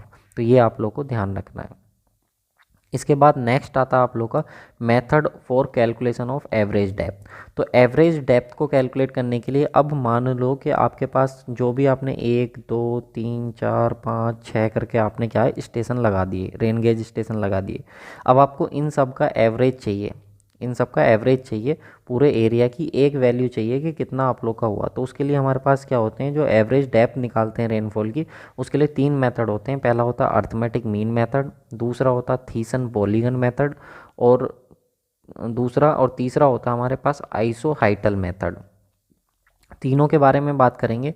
सबसे पहले आता है हमारे पास अर्थमेटिक मीन मेथड। तो सबसे पहले आप लोग को ये ध्यान रखना है, लेस एक्यूरेट होता है आप लोग का, ये आप लोग का लेस एक्यूरेट होता है। और साथ में जो आप लोग का यूज़ करते हैं यूनिफॉर्म डिस्ट्रीब्यूशन ऑफ रेनफॉल अकर, ये आप लोग का जहाँ पर रेन गेज लगा हुआ होता है वहीं का आप लोग को एक कैचमेंट एरिया का रीडिंग आप लोग को दे सकता है। इसमें करते क्या कि मान लो जितने भी स्टेशन होंगे, पहले की प्रिसिपिटेशन, दूसरे की, तीसरे की, चौथे की, जितने भी होंगे 4 से डिवाइड कर देंगे तो वहाँ पे मीन प्रिसिपिटेशन मिल जाएगा।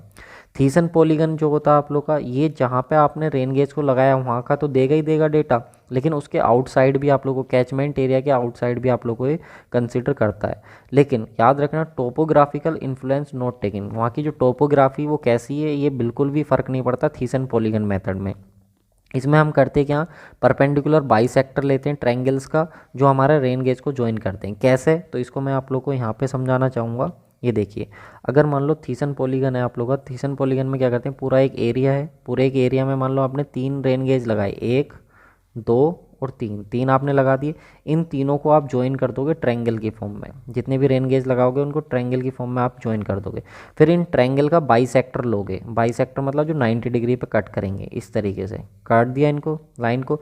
अब इसके बाद देखो ये आपका जो पहला था, तो इसमें P1 प्रेसिपिटेशन इतने एरिया को कवर करेगा, P2 जो था वो इतने एरिया को कवर करेगा, P3 जो था वो इतने एरिया को कवर करेगा। तो इसमें कैसे निकालते हैं हम एवरेज डेप्थ, तो इसमें एवरेज डेप्थ जो निकालते हैं प्रिसिपिटेशन के, P1 जितनी रेन गेज है और A1 प्लस के, P2 इंटू A2 प्लस के, ऐसी डॉट डॉट जितने भी होंगे, और नीचे हमारे पास टोटल एरिया आ जाएगा A, जो इस ग्राउंड का एरिया होगा, इस कैचमेंट का एरिया होगा, वो हमारे पास यहाँ पे आ जाएगा। ठीक है, तो जनरली आप लोग का क्या होता है, फ्लैट और प्लेन टेरेन के लिए आप लोगों का सूटेबल माना जाता है। तो आई होप आप लोग को ये जो है वो क्लियर हुआ होगा, जो थीसन पॉलीगन है आप लोग का। इसके बाद आता है आप लोग का नेक्स्ट आता है आइसोहाइट मेथड। तो आइसोहाइटल मेथड जो होता है, नाम से क्लियर है आइसोहाइट। तो आइसोहाइट मैंने बताया था वो लाइन जो सेम रेनफॉल को क्या करती हैं, ज्वाइन करती हैं, जो सेम रेनफॉल को ज्वाइन करती हैं लाइन, वो कौन सी होती हैं, आइसोहाइट होती हैं। तो आप लोग का अगर पूछे मोस्ट एक्यूरेट मेथड कौन सा है, तो आइसोहाइट मेथड है। स्लो है बट आप लोग का जो है एक्यूरेट है। यहाँ पे आप लोग को large number of rain gauge की क्या होती है, रिक्वायरमेंट होती है, required large number of rain gauge, यानी कि ज़्यादा रेन गेज आप लोग को चाहिए होते हैं। इसमें क्या करते हैं आप लोग का आइसोहाइट मेथड में, तो मैं आप लोग को दिखा देता हूँ, यहाँ पे इस मेथड को दिखाना चाहूँगा। ये मान लो अगर हमारे पास पूरा एक कैचमेंट एरिया था, तो इसमें हम करते क्या, उन लाइन को ज्वाइन कर लेते हैं जहाँ पे हमारी सेम रेनफॉल हुई है। तो रेनफॉल हमने P1, ये वो लाइन है जहाँ पे सेम रेनफॉल, ये वो, जहाँ P3 का मतलब है कि इस लाइन पे जितने भी रेन गेज लगे होंगे सब पे रेनफॉल सेम है। इस तरीके से हमने ज्वाइन कर लिया। तो अब हम करते क्या है, इसमें जो इनके बीच का एरिया होता है इसका हम क्या करते हैं, एवरेज निकालते हैं P1 और P2 के बीच का। तो P1 प्लस के P2 अपॉन 2, और एरिया कितना आएगा इनके बीच का, A1। ऐसे P2 प्लस के P3 अपॉन 2, एरिया कितना आएगा इनके बीच का, A2। ऐसे ही करके P3 प्लस के P4/2, इनके बीच का एरिया कितना आ गया आप लोग का A3, और नीचे डिवाइडेड बाई टोटल एरिया। इस तरीके से हम लोग अपना इसकी क्या है एवरेज डेप्थ जो है वो अपनी फाइंड आउट करते हैं। तो आइसो हाइट मैंने आप लोगों को बता दिया जो इक्वल रेनफॉल को आप लोग का ज्वाइन करती हैं। तो ये हमारे पास होते हैं तीनों मेथड जो मैंने आप लोगों को बताया। इन तीनों मेथड से आप लोगों को एक तो एक्यूरेसी को लेकर के आप लोगों को क्वेश्चन पूछा जाता है, एक इनके फॉर्मूले जो हैं वो हमको पता होने चाहिए। कई बार गेट वगैरह में जो है यहाँ से क्वेश्चंस देखने को मिला है, तो ये चीज़ आप लोग जो है वो ध्यान रखेंगे। एक और क्वेश्चन यहाँ पे जो जेई में पूछा जाता है कि इनकी एक्यूरेसी को लेकर के, तो एक्यूरेसी को लेकर के मैंने आप लोगों को बता दिया सबसे कम एक्यूरेट अर्थमेटिक और सबसे ज़्यादा आइसो हाइट, और मॉडरेट जो होता है वो कौन सा होता है थीसन पॉलीगन मेथड आप लोग का होता है। ठीक है, पहले चैप्टर का एक और टॉपिक रह गया छोटा सा जिसको हम बोलते हैं डेप्थ एरिया ड्यूरेशन कर्व, जिसको हम डेड कर्व भी बोलते हैं, जिसको हम क्या बोलते हैं डेड कर्व। ये बड़ा ही सिंपल सा है यार। डेप्थ इसका मतलब क्या है कि अगर मान लो कि देखो आप एक गिलास लो और आप एक टब लो, क्या लो, एक टब लो, इतनी छोटी टब लो। अब सिंपल सी बात है यार, यहाँ पे आप इस समझ के देखो कि अगर आपने 1 लीटर पानी डाला तो मान लो गिलास में 1 लीटर पानी भर गया यहाँ तक, और टब में 1 लीटर पानी डाला तो टब में भरा सिर्फ इतना तक। तो मतलब एरिया अगर बढ़ गया तो डेप्थ कम हो गई कि नहीं हो गई। और यहाँ पे देखो एरिया कम था तो यहाँ पे डेप्थ क्या थी, ज़्यादा थी। और दोनों के अंदर पानी कितना है, 1 लीटर, इसके अंदर भी और इसके अंदर भी। तो डेप्थ एरिया ड्यूरेशन कर्व ये बताता है कि अगर आपका एरिया बढ़ जाएगा ना तो डेप्थ आप लोग की क्या हो जाएगी, कम हो जाएगी। और अगर एरिया कम हो गया तो डेप्थ आप लोग की क्या है, बढ़ जाएगी। तो ये जो रिलेशन होता है डेप्थ और एरिया के बीच में, इसको बोलते हैं डेप्थ एरिया ड्यूरेशन कर्व। ये इसका फॉर्मूला होता है जहाँ पे हम लोग यहाँ पे कैलकुलेट करते हैं P=P0 E माइनस ई की पावर माइनस के K इंटू ए की पावर n। अब ये आप लोग को बिल्कुल भी करने की ज़रूरत नहीं, मैं आपको बोलूँगा इसको स्किप कर दो, ठीक है, ये आपको नहीं करना। बाकी P0 जो होता है वो हाईएस्ट डेप्थ ऑफ रेनफॉल होती है, जो स्ट्रॉम होता है उसके सेंटर पे। पी आप लोग की डेप्थ ऑफ रेनफॉल, ए आप लोग का एरिया ऑफ डिस्ट्रीब्यूशन, के और एन जो होते हैं वो कांस्टेंट होते हैं। तो ये आपको नहीं करने की ज़रूरत है, बस आपको मैंने बता दिया डेप्थ और एरिया में क्या आप लोग का रिलेशन होता है रेनफॉल की, वो मैंने आप लोग को बता दिया। अब इसके बाद आगे कंटिन्यू करेंगे हम लोग, जो एब्स्ट्रैक्शंस होते हैं हमारे, कौन कौन से लॉसेज वगैरह होते हैं वो हम लोग अपना देख लेंगे। ठीक है, प्रोबेबल मैक्सिमम प्रेसिपिटेशन जो आप लोग को इसके बारे में बताता है कि कितना फिजिकली होगा। एक्चुअली मैं इस वाले टॉपिक को मैं फ्लड में डिस्कस करूँगा, जो फ्लड है ना उसमें डिस्कस करूँगा, यहाँ पे इसको डिस्कस नहीं कर रहा है, यहाँ पे इसका कोई मतलब नहीं बनता। यहाँ पे बस इतना सा इसका है कि यहाँ पे जो एवरेज निकालते हैं ना, जो अभी 3 मेथड हमने डिस्कस करे ना, उन 3 मेथड से हम लोग एवरेज निकालते हैं, अर्थमेटिक से, थीसन से और आइसो हाइट से। तो इसलिए मैंने यहाँ पे रख दिया, बाकी इसको डिस्कस मैं आप लोग का फ्लड में ही करने वाला हूँ। तो गाइज एप्लीकेशन के लिंक मैंने आप लोग को डिस्क्रिप्शन बॉक्स में दे दी है, आप डायरेक्ट प्ले स्टोर से भी जाकर के सर्च कर सकते हो वीआईपी सिविल गुरु, और बेहतरीन कंटेंट के साथ पढ़ करके आप लोग जो है ज्वाइन कर सकते हो। अभी एमपी सब इंजीनियर का एग्जाम हुआ, वहाँ पे भी स्टूडेंट्स ने क्वालिफाई करा है, एसएससी जेई भी क्वालिफाइड करा है। अभी हमने न्यू लॉन्च किया, बट इसका मतलब ये नहीं कि कंटेंट आप लोग कंटेंट देखो यार, देखो कोई भी हलवाई अपनी मिठाई को गलत नहीं बताता, तो मैं भी नहीं बताऊँगा, ये तो आपको खुद जज करना है। इतने सारे लेक्चर पढ़े हुए हैं, आप डालो 1 liner plus concept course VIP civil Guru, YouTube पे सर्च करो 1 liner plus concept course VIP civil Guru, हर सब्जेक्ट का डेमो लेक्चर आपको देखने को मिल जाएगा, वहाँ पे आप जा करके देख सकते हो। तो thank you so much guys for watching this video. और हाँ, लाइक शेयर और सब्सक्राइब करना मत भूलना यार, इतनी मेहनत लगती है बहुत ज़्यादा।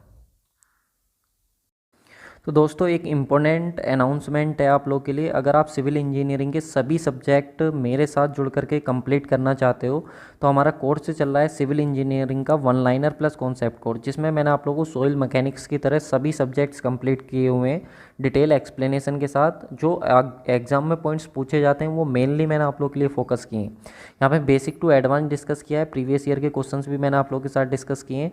और इस सभी एग्जाम के लिए आपका कोई भी ऑल इंडिया AJE एग्जाम हो, उसमें आप इस कंटेंट को कंप्लीट करके बैठ सकते हो, डेफिनेटली आपको यहाँ पे सक्सेस मिलेगी। और आपको मालूम ही है कंटेंट ही है हमारी पहचान। बाकी मैंने लिंक डिस्क्रिप्शन बॉक्स में दे दिया अपने एप्लीकेशन का, वीआईपी सिविल गुरु का कॉन्टैक्ट नंबर ये है, आप यहाँ पे कॉन्टैक्ट करके हमसे कोई भी इन्फॉर्मेशन लेना चाहें तो ले सकते हैं। कोर्स के रिगार्डिंग अगर कोई क्वेरीज हैं तो साथ में सिविल इंजीनियरिंग की बर्निंग प्रॉब्लम होती है कि हमें जो क्वेश्चंस हैं वो सब्जेक्ट वाइज तो मिल जाते हैं लेकिन चैप्टर वाइज क्वेश्चंस नहीं मिलते। तो उसी प्रॉब्लम को सॉर्ट आउट करते हुए सुदर्शन बैच हमने लॉन्च किया है, जिसमें 25,000 हम प्रीवियस ईयर के क्वेश्चंस अपने डिस्कस कर रहे हैं, जो कि अलग अलग एग्जामिनेशंस के हैं। और इसकी जो कोर्स की वैलिडिटी है वो 2.5 ईयर के लिए। और यहाँ पर ये जो कोर्स आपको मिल रहा है 2.5 ईयर के लिए, वो 1 रुपये पर डे में क्वेश्चन प्रैक्टिस करने को आपको यहाँ पे मिल रहा है। तो 2.5 साल के लिए कोर्स है, 1 रुपये पर डे में यहाँ पर आप लोग को क्वेश्चन प्रैक्टिस करने को मिल रहा है। तो अभी इस कोर्स का प्राइस बहुत कम चल रहा है, 799 रुपीज़ ओनली है। तो यहाँ पर 1 रुपये से भी कम में आप लोग को ये मिल जा रहा है। बाकी गुप्ता एंड गुप्ता बुक का अगर कंप्लीट वीडियो PDF सॉल्यूशन चाहिए तो वो भी आप लोग को एप्लीकेशन पे मिल जाएगा, लिंक डिस्क्रिप्शन बॉक्स में, डाउनलोड कर लीजिए। कोई क्वेरीज हो कोर्स से रिलेटेड, कोई दिक्कत आ रही हो आपको ज्वाइन करने में, तो यहाँ पर आप कॉन्टैक्ट कर सकते हैं। कोई भी सपना साकार करने के लिए सबसे जरूरी है सही कोच का होना। चुनिए VIP सिविल गुरु को और करें अपने ऑल इंडिया JEE एग्जाम्स का सपना साकार। Download the app now.